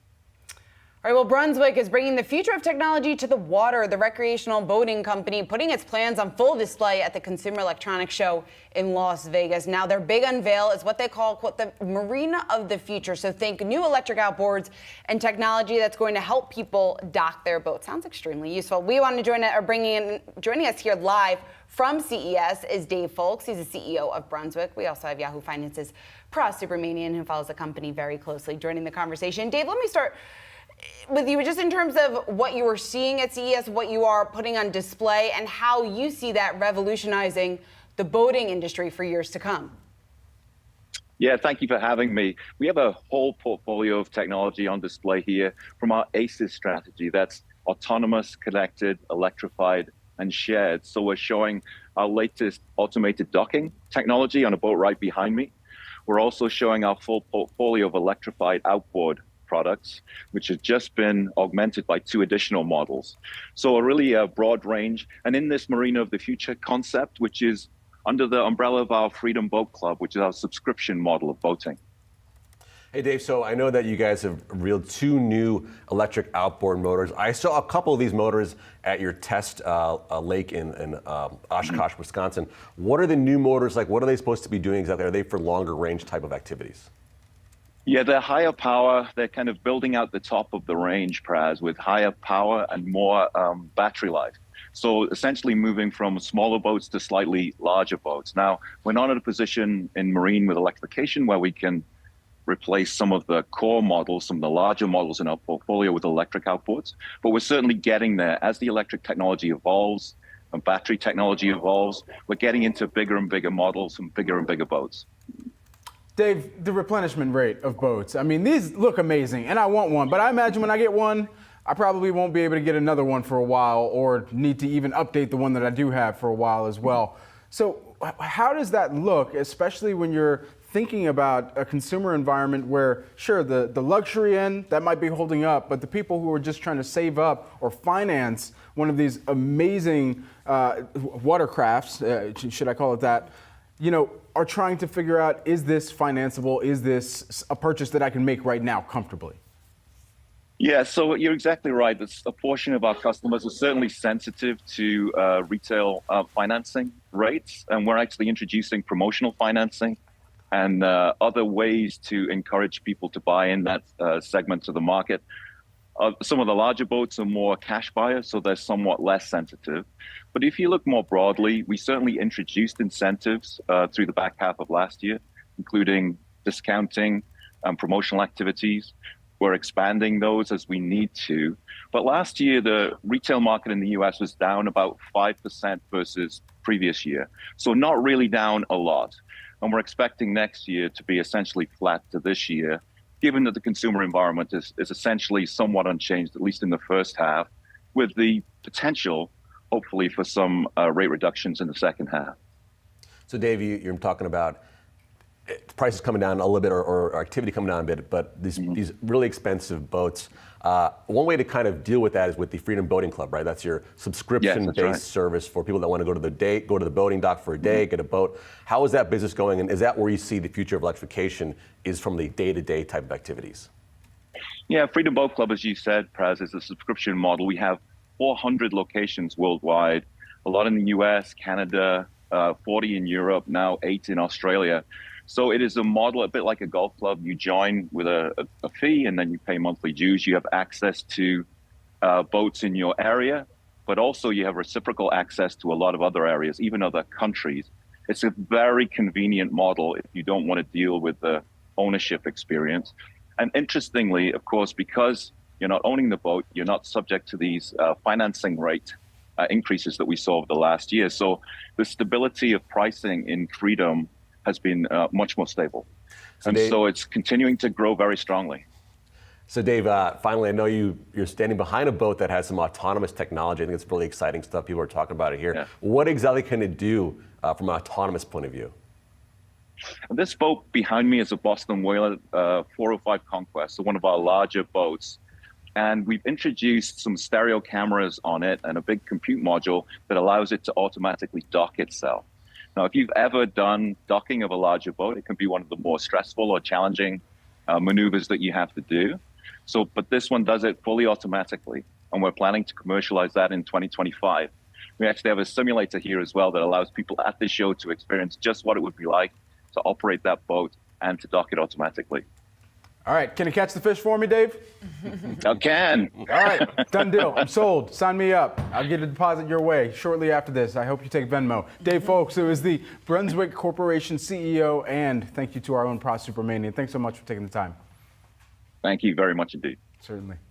Well, stocks are higher 90 minutes into the trading day, roughly. We are going to recap the biggest moves on the other side of this short break. Yahoo Finance is on the ground here in Sin City, Las Vegas at CES 2024. It is one of the largest tech conferences in the world. We're here to give you the inside scoop on the technologies that will educate and enlighten and transform your portfolio.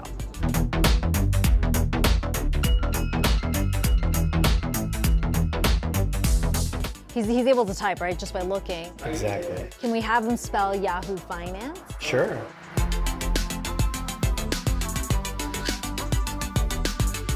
We are here with Nakilogix. It's a neural interface company that allows you to control digital devices like a laptop, hands-free, with this earpiece and facial gestures.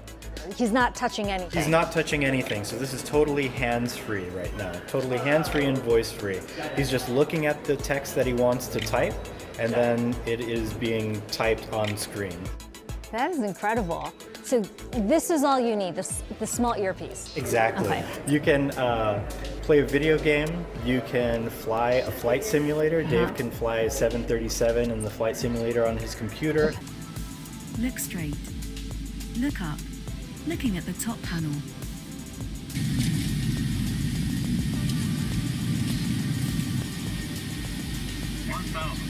Sync rate full up.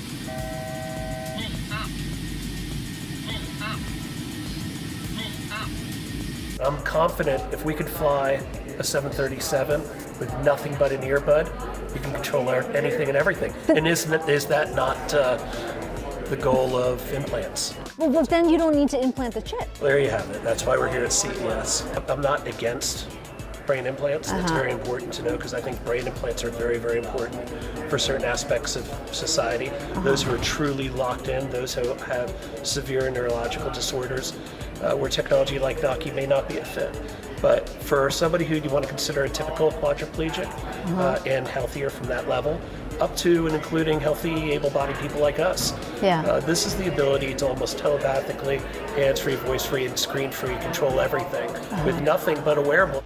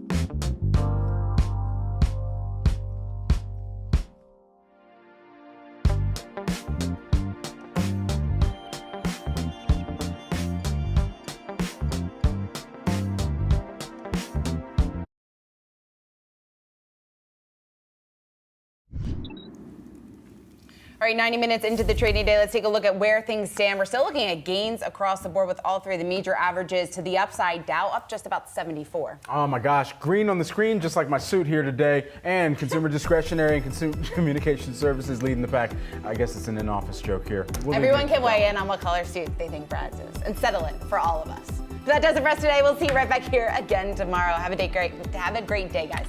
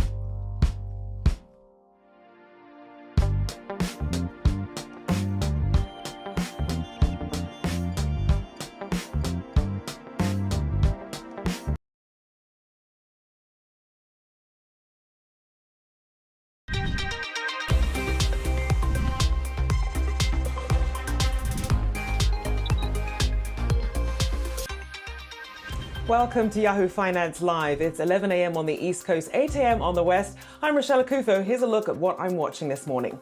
Traders are eagerly awaiting a spot Bitcoin ETF decision from the SEC. That's after its compromised X account falsely claimed approval. We'll discuss what investors can expect from this decision this hour.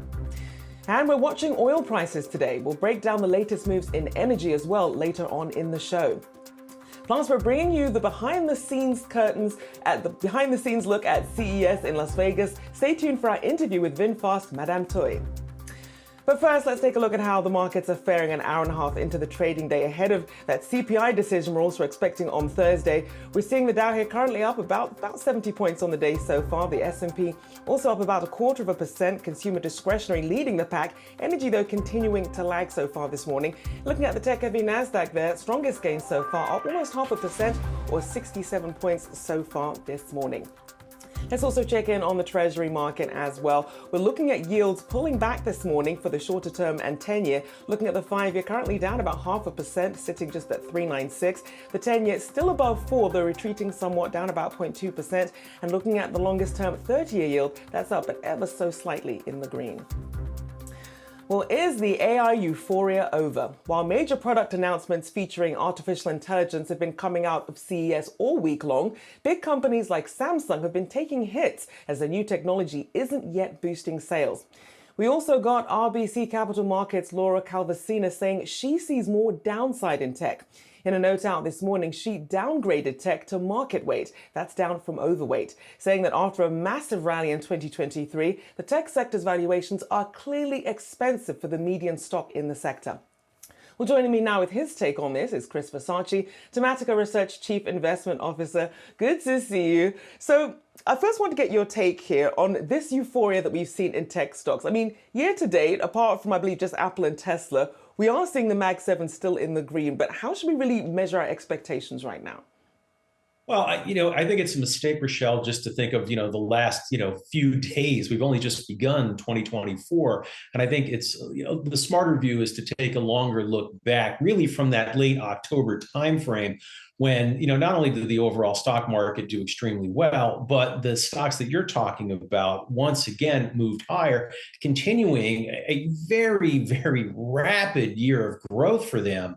That dated back to just about the March-April timeframe when the Magnificent Seven, as you call them, really started to take off. And I think against that context, you really have to take stock because a lot of this was driven by the AI euphoria, the promise of AI. And I think as we move into 2024, these stocks, as well as others, have to start showing revenue. They have to show the promise of the AI phenomena starting to deliver. And you referenced CES, and we have seen a number of different companies talk about AI-enabled products, smartphones, TVs, robots, and other devices. But a lot of these things aren't going to hit shelves until the second half of this year at the soonest. So then, as we're seeing some of these analysts saying, look, some of the euphoria's come off of it, it seems like you're saying it's too early for that, especially as we look at some of the offerings out of CES. We saw Walmart revealing its generative AI search, its AI replenishment moves as well. So really showing more adoption and how some of these applications are going to be used here. What are you going to be looking for, not just out of CES, but also in some of the talk you'll be hearing in earnings season after what we saw with the last quarter and AI really on the minds of everyone on these earnings calls? So you hit a great point, right? We need to see the AI phenomena start to mature a little bit. We do want to see, the first wave of that's going to be a wave of products. Some of them will be for the enterprise, some of them will be for consumers, such as in smartphones. But then we need to see them start to foster the upgrade cycle that people are calling for, the use case, and folks actually using them. So that's going to unfold over the next couple of months, next couple of quarters. But in terms of the upcoming earnings season, wow, this is going to be really interesting because we're going to hear companies reset expectations most likely for 2024. My personal view is the market's a little out over its skis with more than 11% growth for the S&P 500.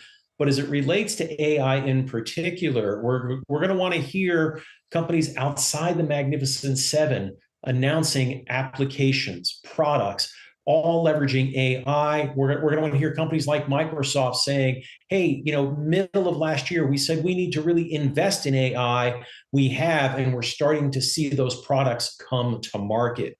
Rochelle, I think that's the key as it relates to the AI over the next couple of weeks.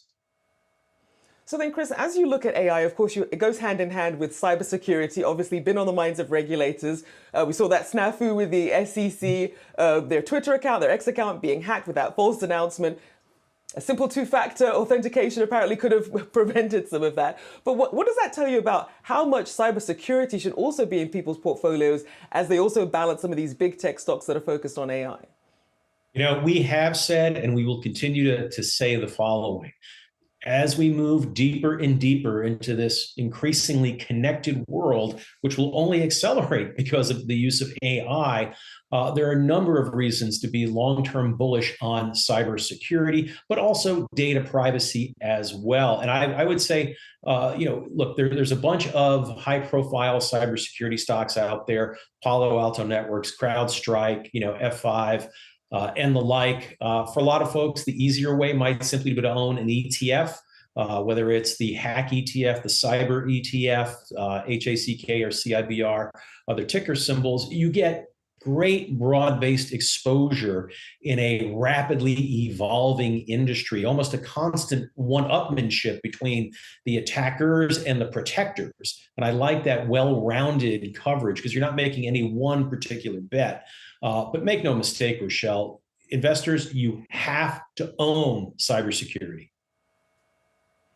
Certainly, it's not something we've heard a lot of people talking about at this point when it comes to AI investing. Sort of a lot of the attention going to the NVIDIAs of the world. But I do want to ask you about some of the broader aspects of the rally that we've seen. What else is lifting markets once you look beyond a lot of the generative AI buzz? Well, I think, over the last, call it 2.5 months, you've seen, a very wide lift in the market, pretty much the widening out that people had been looking for. I think the question is, given where we are in the market, it's going through a period of digestion. We have the December CPI report tomorrow that could really reset the market's expectations for the number of rate cuts in 2024 and that earnings season that's coming up. The question to me as an investor is, geez, where do we see continued growth prospects, irrespective of most of that, over the next couple months, over the next couple of quarters? And, one of the areas that we've been very bullish on has been tied to infrastructure spending. We've done extremely well in the AAP portfolio at the street with the shares United Rentals, Vulcan Materials. But now, in addition to, the Biden infrastructure law, we're starting to see the dollars flow for the CHIPS Act. And that's going to be another wave of building that benefits those stocks as well as others. It also bodes very well for a number of the semi-cap companies, particularly in the second half of the year. But again, a rising outlook. We'll continue to track that, at least ending on some optimism there. Appreciate you as always, Chris Versace, Tematica Research Chief Investment Officer. Good to see you. Good to see you. Well, remember I-bonds? Well, they got super popular in 2021 and 2022 when sky-high inflation shot the annualized rate to 7.12% in November of 2021 and a record 9.62% in May of 2022. Well, if you bought in at those highs, it may be time to sell now. Our very own Kerry Hannon is here with why. So, Kerry, talk about this changing landscape here. Well, it's terrific to be here. And yes, it is changing. Now, here's the deal. I-bonds are still a really super safe investment. But when you got, and those when it was all the rage about 2 years ago, when they're paying those high rates, remember, there's nothing else really out there paying this kind of return and yield for investors, especially savers. And so it was a great deal. But what's happened is as inflation has come down, so has the rate on these bonds. And this is how it works. I-bonds are comprised of two things. You have a fixed rate, and then you have a variable rate that adjusts every 6 months.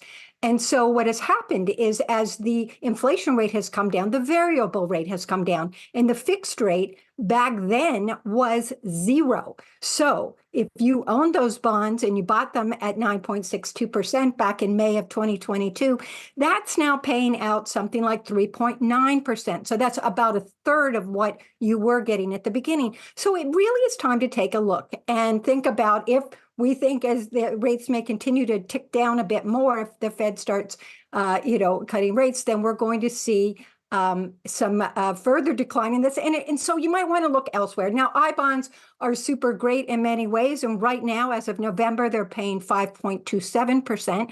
And what that is a combination of a fixed rate of 3.9, a fixed rate of 1.3%, which is a really nice fixed rate moving forward, and that variable rate that we mentioned that the old holders of these I bonds from 2 years ago are now getting. So, it just might be time to take a look and maybe see where can you put that money that might give you a little more pop.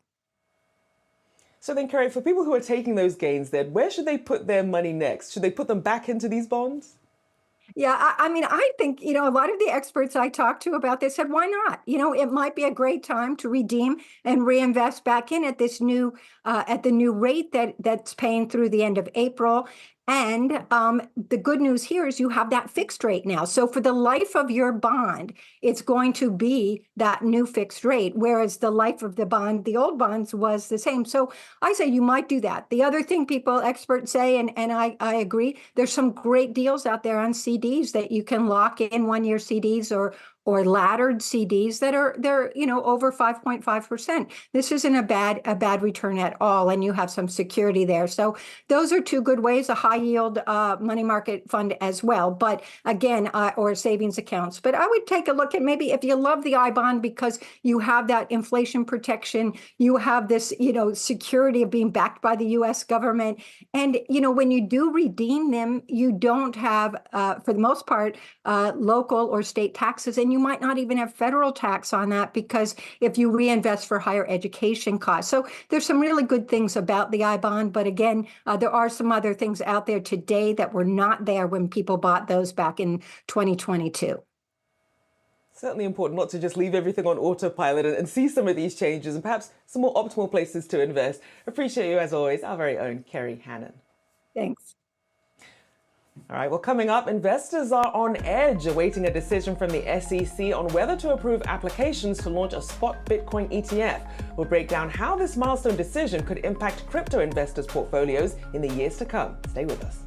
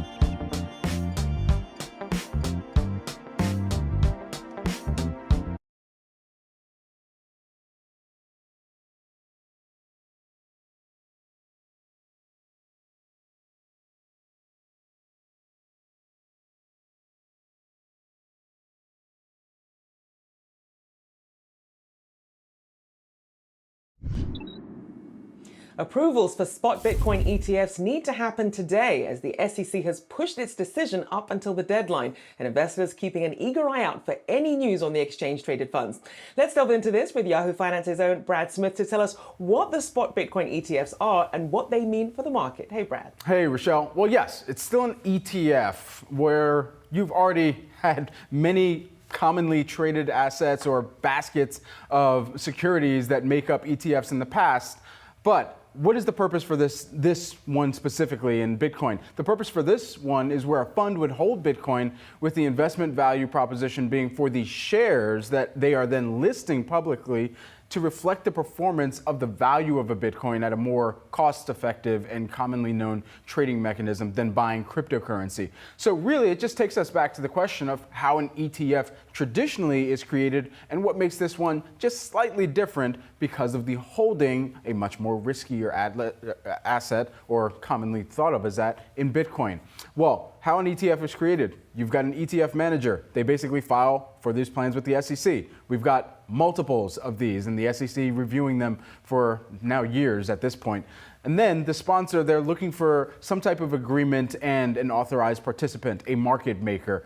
The participant, they acquire typically stock shares previously, but in this case, they would have Bitcoin that they would be able to put into a fund. And then ultimately, they would then list that ETF and put those ETF shares up in the public market. And so they would trade just like regular stock, but it would be a basket of stocks previously. In this case, it would be a basket of cryptocurrency. Bitcoin is most prominently the submission that we've seen to this point. So to try and simplify this, at the end of the day, the ETF is still going to be listed the same. It's really just the asset that is held in the fund. And we've got multiple funds now that are putting their ETF listings forward so that people can simply just go into their registered or customary brokerage and still place a trade the same way they would if they were buying a similar or just a single stock at the end of the day.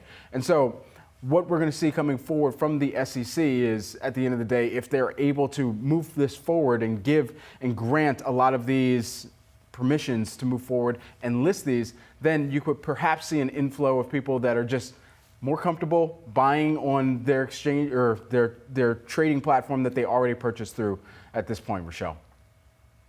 Appreciate that breakdown. I remember an analyst noting that if you weren't already comfortable buying Bitcoin, don't get overexcited to jump into the ETF if you already weren't comfortable buying Bitcoin. Appreciate that breakdown. Our very own Brad Smith. Well, the Securities and Exchange Commission is up against its Bitcoin ETF approvals deadline. And with the approvals so imminent, it's important to understand what it means for the investor. So how should you be thinking about the new additions to this ETF space? As part of our ETF report brought to you by Invesco QQQ, let's bring in James Seifert, Bloomberg Intelligence Research Analyst, to discuss more. Thank you for joining us this morning. Obviously, a lot of buzz surrounding these spot Bitcoin ETFs as we await approval here. But lay out what investors actually get out of this if they choose to invest in a spot Bitcoin ETF. Yeah, I mean, Brad did a great job explaining everything from a high level. Like, that's all it is. The way to think about this is it's creating a bridge between the DeFi or crypto world, in this case Bitcoin specifically, to the traditional financial world. So what they get out of it is they can get exposure to Bitcoin in a traditional brokerage account, or if you're using an IRA or what have you to get exposure in this case. This is just going to be the same way you would buy another ETF. Now, as you also said, if you never wanted Bitcoin and you never wanted to hold Bitcoin, like this ETF wrapper isn't going to change anything about Bitcoin in itself. It's just another way to provide and get exposure. And it's been exciting to watch over the last few months. We've been calling for this to happen, and we've had this deadline circled on our calendars for literally months. So I've been waiting for this day for a very, very, very long time. And we got a bit of a jump scare yesterday, but obviously that was not the actual announcement. But as you compare some of these, obviously you have a flurry coming in here, 10 or more coming in here. So, but when you look at the fees, when you stack them up against each other, when you look at Grayscale's Bitcoin Trust, you're looking at fees of about 1.5%, much higher than some of the other counterparts here. How should we be gauging which ones are best if you say a buy and hold investor versus someone who wouldn't mind perhaps hopping in and out of this? Yeah, so I mean, right now, Grayscale's GBTC is de facto leader, right? They've been operating as an over-the-counter trading trust that holds Bitcoin. It's been an inefficient vehicle to get exposure, but for a while, it was the only vehicle to get exposure in those traditional accounts like I spoke about. They can trade at, it was trading at massive premiums initially, then it was trading at massive discounts to the underlying Bitcoin, so it wasn't tracking the price of Bitcoin. That said, if it were an ETF today, it's not yet, it would be in the top 1% of ETFs by assets and the top 1% of ETFs by trading volume. So they have a massive head start here. They have about $30 billion in assets in that thing. So they don't feel the pressure or need to drop that fee. I don't know exactly why they're leaving it so high at 1.5%. It's been operating at 2%. They've been saying they were going to lower it. I thought they would lower it much more. But if you're looking for a buy and hold investment, obviously you're not going to jump in and just look at GBTC. But if you're an institution or somebody who's looking to make a trade, GBTC, at least initially, and probably for the relatively long term, is going to be the most liquid vehicle. I mean, obviously we'll have to see how that plays out over the coming days, but we're expecting these things to list tomorrow. But a good rule of thumb is just look for a relatively cheap one. Some people are going to be focused on, maybe they don't want BlackRock managing their Bitcoin exposure. Maybe they want to focus on an issuer that is more crypto-centric and Bitcoin focused.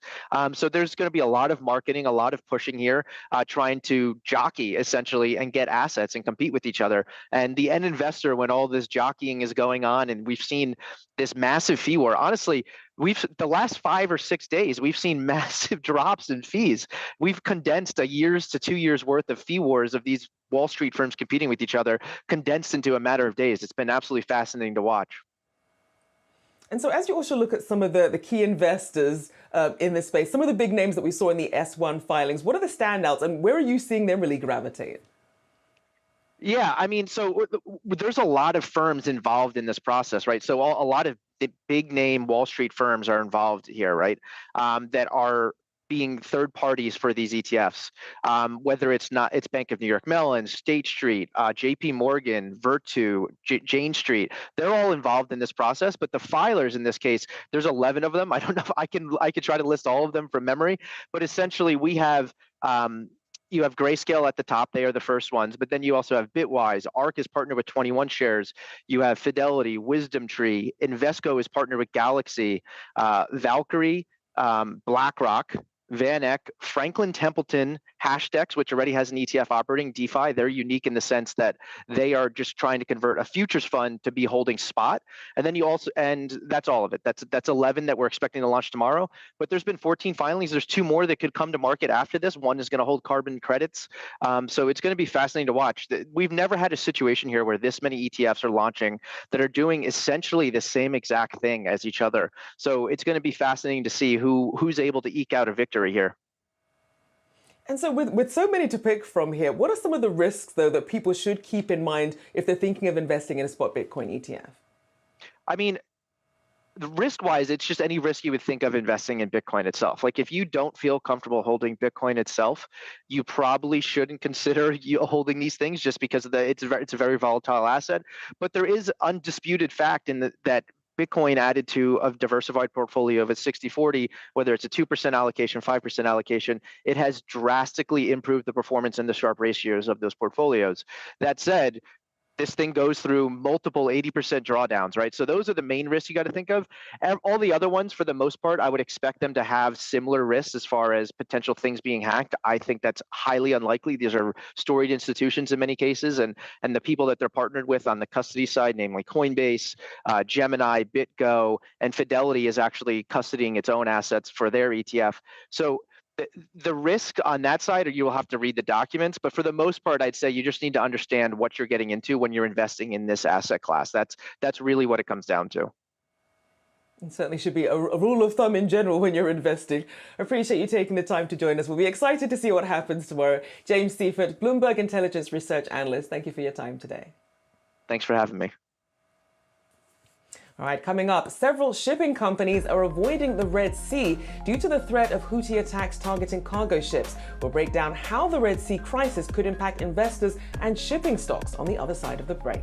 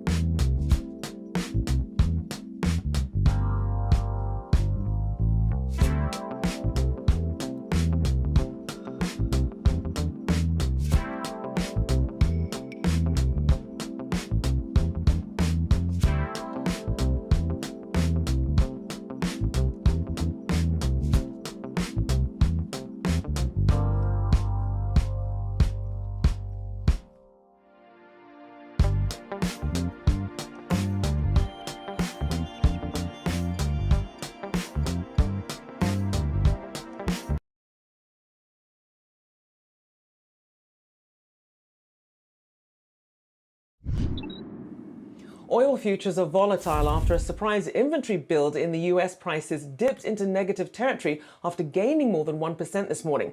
Yahoo Finance reporter Inez Ferret joins us to talk about the price action. Inez, seeing a lot of movement here. Help us wrap our heads around the action we're seeing. Yeah, that's right, Rochelle. And we have seen a lot of movement throughout the last couple of sessions. You had oil yesterday that was up. The day before it was down. And today it started in positive territory and it has fallen into negative territory. Now, part of the reason why we are seeing prices go negative is because of an inventory build. It's a surprise build. This is information from the EIA, the Energy Information Administration, which showed a surprise build last week of 1.34 million barrels, and the street analysts were expecting a draw. So that has been a surprise to the markets and why you're seeing this price action. Now you're seeing that WTI is gaining a bit now. It's up 0.1%.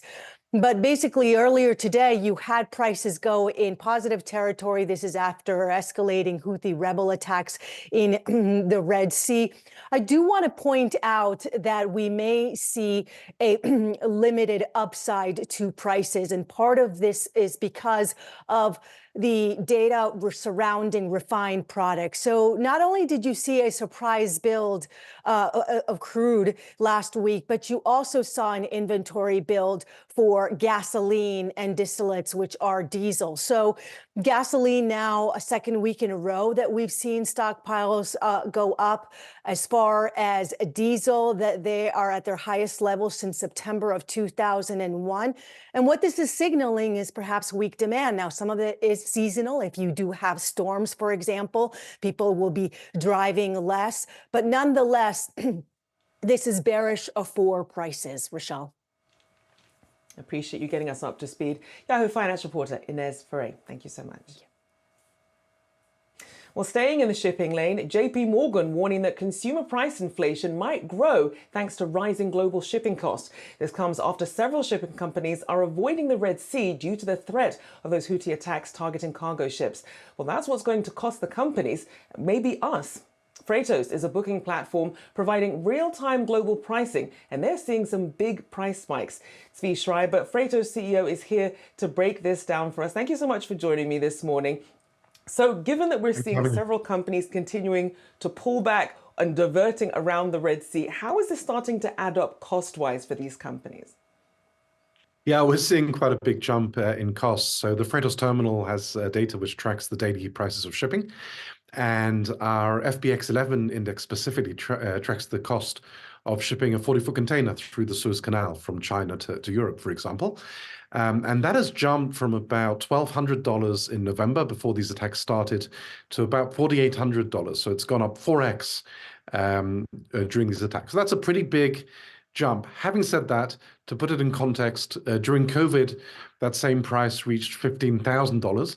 So although we're seeing a big spike, it's still moderate compared to what we saw a couple of years ago during COVID.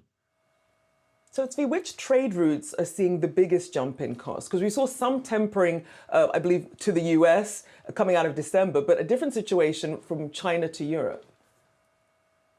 Yeah, so the route that's most obviously impacted is China to Europe, China to the Asia to the Mediterranean, because that's the Suez route. And as you said correctly in the introduction, many carriers are now avoiding that route and circumventing all of Africa, making that a much longer and more expensive route. But one of the sort of strange twists to this is that this is happening simultaneously with problems in the Panama Canal, which is suffering from drought. And the Panama Canal has less capacity than it usually does at the moment.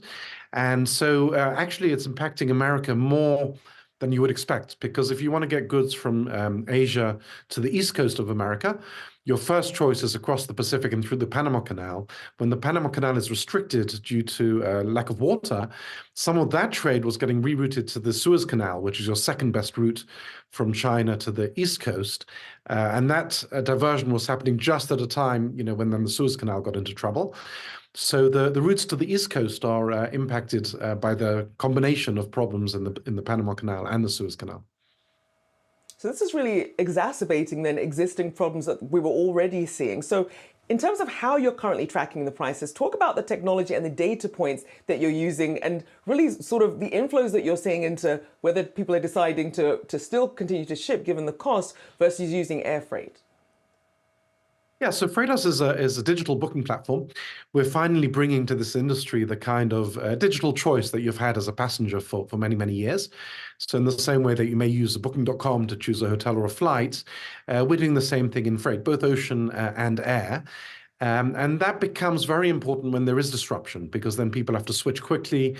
If freight is, for example, delayed on the ocean, maybe they need to send some goods by air. So the ability that this industry is finally adopting to book things digitally in real time is very timely. It's bringing at least some of the agility that other industries have had for many years, and the ability for our customers to adjust and adjust in real time when there are disruptions and delays. And so then as you look at some of the projections, then a lot of concern as to whether some of these additional shipping costs will be passed on to consumers as well. Are you starting to see that starting to trickle into prices? I think only to a small extent, because shipping is still, although, like I said, it's up 300%. During COVID, it was up 1,000 to 2,000%, depending on the route. Shipping is still a small part of the value of goods in most cases. So for most goods, even a large increase in the price of shipping only translates to a small increase in the price of the goods. We're fortunate that this is happening after the holiday season, so that would have been much worse if it was in the run-up to the holiday shopping. We're also fortunate in this respect that the ocean network expanded during COVID, and there's actually a lot more capacity on the water than there was a couple of years ago. So the carriers are able to absorb this shock better than they would have in the past. So we do expect some impact of delays and prices to consumer, but at this stage, nothing very dramatic. And at least carrier stocks seeming to benefit here from these additional costs here. What are your expectations as we continue to see this still going on? As you mentioned, it's really a multi-pronged issue here between the Red Sea, the Suez Canal, and the Panama Canal. Yeah, it's a very dynamic situation. Literally day by day, carriers are routing their vessels back through the Red Sea and then around Africa. We're talking about 30% of world trade that goes on that route. There's about 4 million containers on the water at any time going back and forth through the Suez Canal. So this is a vast quantities of goods getting rerouted. And nobody's quite sure what the Houthis' intentions are. At the beginning, they seem to be targeting ships which were very closely connected to Israel in some way. But then they attacked an MSC ship, and that's a Swiss company which was sailing from Saudi Arabia to Pakistan. Not an obvious target for them. So now nobody even knows, what they're targeting. There's a lot of rumors that some of the carriers are negotiating with the Houthis. The two carriers have announced that they're not going to stop in Israel, and hope that will make them not a target. So this situation is changing day by day. And every time it changes, there's vast changes to the flow of goods around the world. We'll certainly continue to track that. Appreciate you breaking all that down for us. Zvi Schreiber, Freightos CEO, thank you for your time this morning. Thanks. All right, coming up, my partner in crime is on the ground at CES in Las Vegas. She's speaking to Madame Toy, VinFast Board of Directors Chairwoman, next.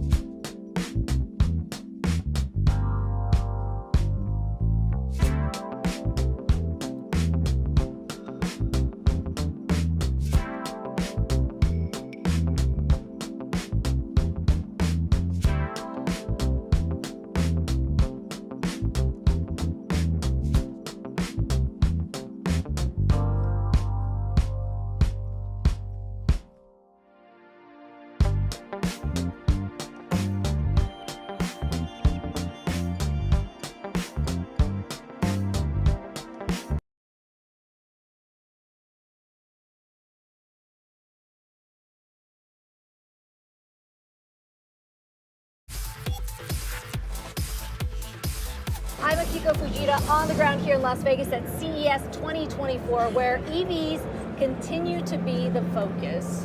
Vietnam's startup here, VinFast, unveiling this new VF3 here on the floor. And today we are joined by Madam Thuy, the chairwoman of the board for VinFast. Great to talk to you today. Yeah, likewise. Thank you very much. Thanks for having me. Let's first start with company news that came out this week. A bit of a shakeup at the top yet again.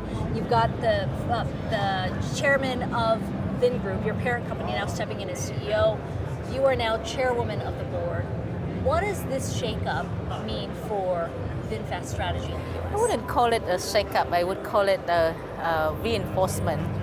VinFast got to a certain level, the different kinds of leadership. I need to focus more on the fundraising, the external relation part of the of VinFast, and our chairman, like serious entrepreneur, have been building multiple multi-billion dollars companies, going to take on the daily operations and leading the organization according to the strategic plans that we already have.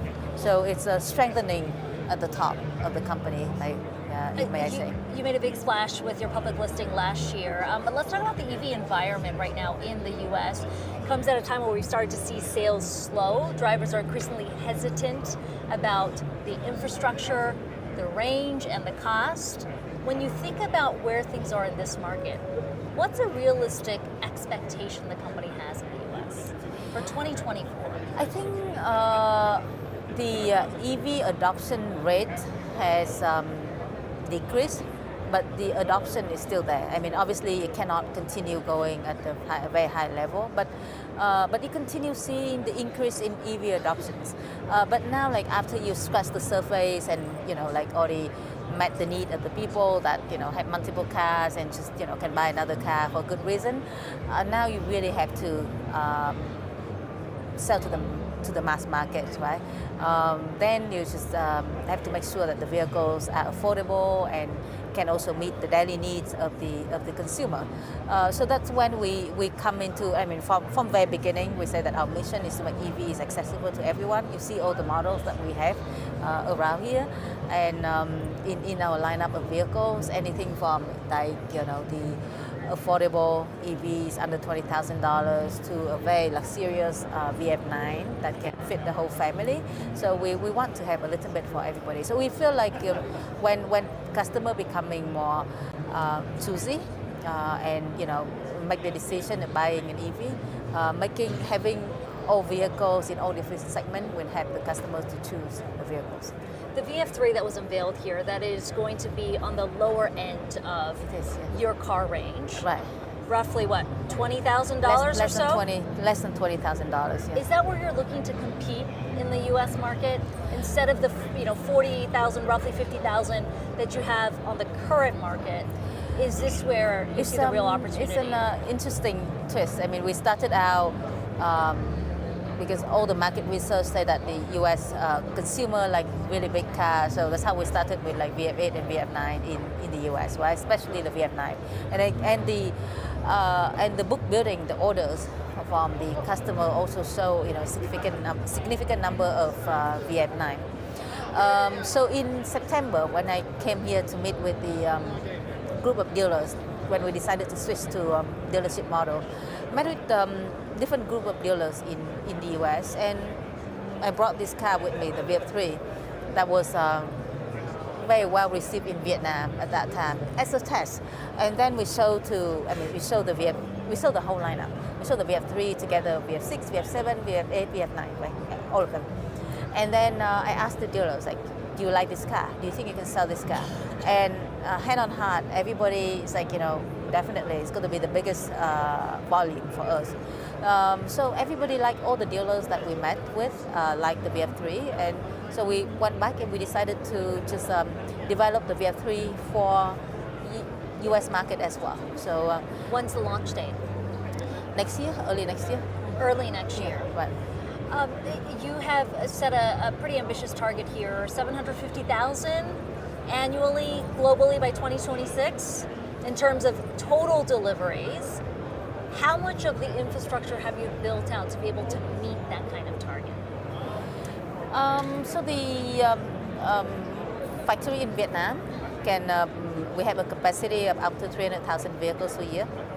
The one that we're building in North Carolina can go up to 150,000 vehicles per year. We are building 2 factories we already announced in India and Indonesia. So each of them would be anywhere between, the smallest one would be 50,000 to 200,000. So roughly that can, add up to the capacity for the next 5 years. And what's the mix when you think about that target of 750,000? Is it half VF3s? Is it VF8s? How do you look at that mix right now in the lineup that you have? I think different markets are different. Like for example, in Vietnam, we're big on like VF3, VF5, VF E34. So like the smaller, more affordable vehicles. In the markets like U.S. markets, and we haven't tested this. We're still thinking, but our plan gear more toward like the bigger cars in the U.S. So different markets are different. Indonesia is also different. India is a little bit different. So we have to change our strategy a little bit for each of the markets. And finally, I'm looking straight across here. You've got the pickup, you love it? Concept car. Did you see it? Did you see it I this have morning? looked inside. What's interesting to me is in the U.S. market, it feels like this is such a crowded space. Now, you talked about how the strategy has kind of shifted in the U.S. from sort of the bigger cars that you thought would sell better to this being a potential draw. Where does the pickup fit in the lineup in the future? So pickup market is always hot in the U.S.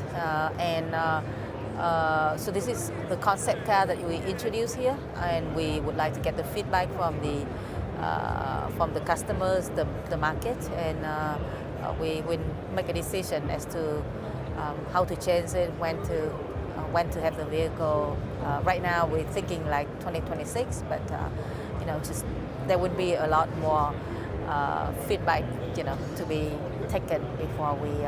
Okay, and finally, if I can bring it back to 2024 and where VinFast is right now. You said you are seeing the U.S. as a growing market. We are seeing slower EV adoption, even if the adoption is there. What's the target right now in terms of deliveries you're hoping for here?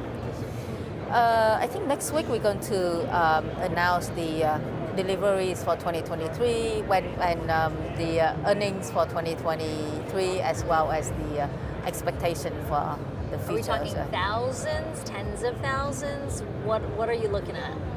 Oh, for this deliveries, year? Yeah, for deliveries, for 2024. Probably tens of thousands.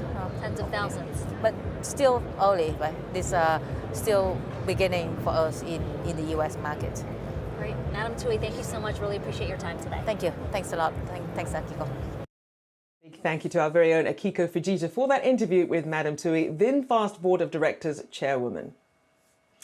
All right, well, stay with us. Coming up, the thing on everyone's minds, Trump tariffs, at least according to our very own Rick Newman. He joins me next.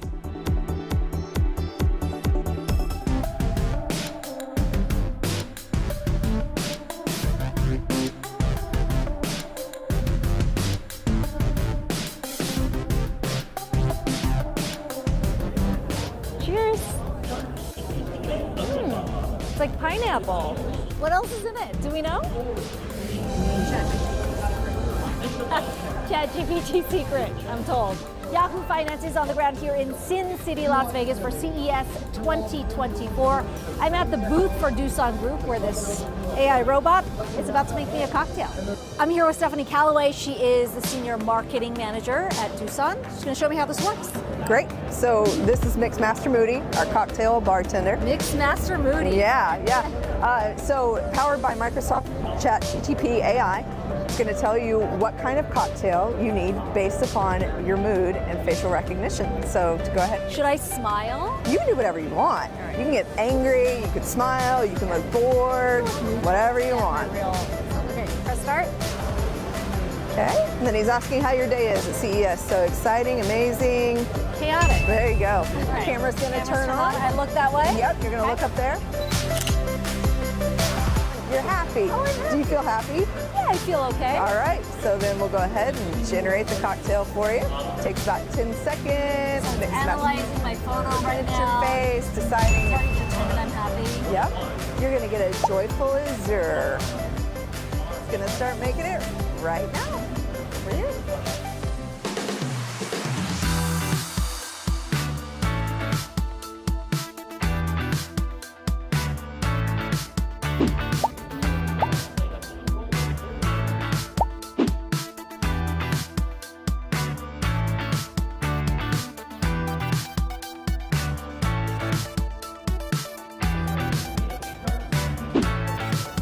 Cheers.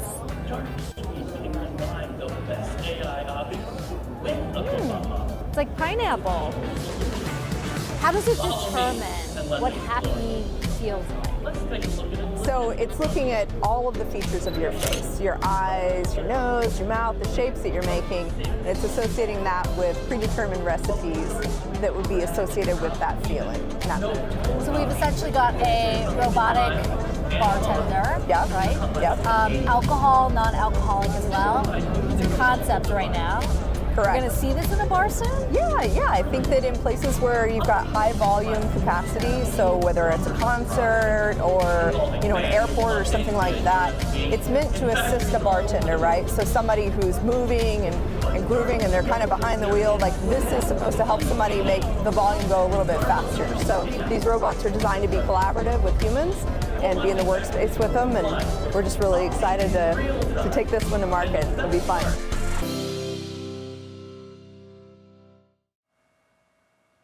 Welcome back. Former President Trump's economic proposals are already making economists sweat. To break down the proposals and how it could impact the economy, Yahoo finance reporter Rick Newman is here. Hey, Rick. Hey, Rochelle. So for me, it's a flashback to 2016 when Donald Trump, the Republican presidential candidate, said he wanted to impose tariffs all around the world on imports coming into the United States. At the time, he said, I think 45% tariffs would be a good number. And economists did the math, and they said that would be ruinous. Now, Trump did get elected, obviously, and he did impose tariffs. They were not as high as 45%, so the effects of those tariffs were not as severe as many economists said they would be if he had done them higher. But those tariffs generally did not do what Trump wanted them to do. He wanted an improved trade deficit with China, which really hasn't happened. And he wanted more stuff made in the United States, and that hasn't really happened either. Yet here comes Trump, a candidate again in 2024, saying he wants to go even further than he did with tariffs and impose a new 10% tariff on almost all imports to the United States. So economists are back at it. I'm starting to see a lot of estimates on this. We import about a little bit over $3 trillion worth of products into the United States every year. So at a simple level, 10% tariff would be a $300 billion tax, mostly paid by American importers and by American consumers.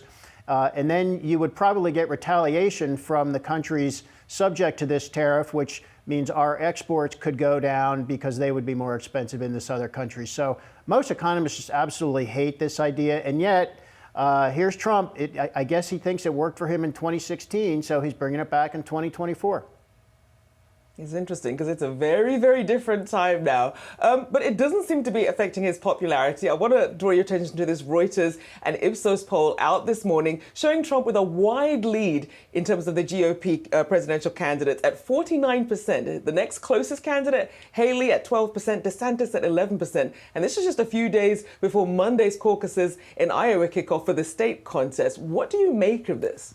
That's what the polls have been telling us all along. There's nothing surprising there. If there is any surprise, it might be that Trump's margin in that one poll you cited, Rochelle, is a little bit smaller than it has been in other polls that many have shown him well over 50% of Republicans saying he's their guy.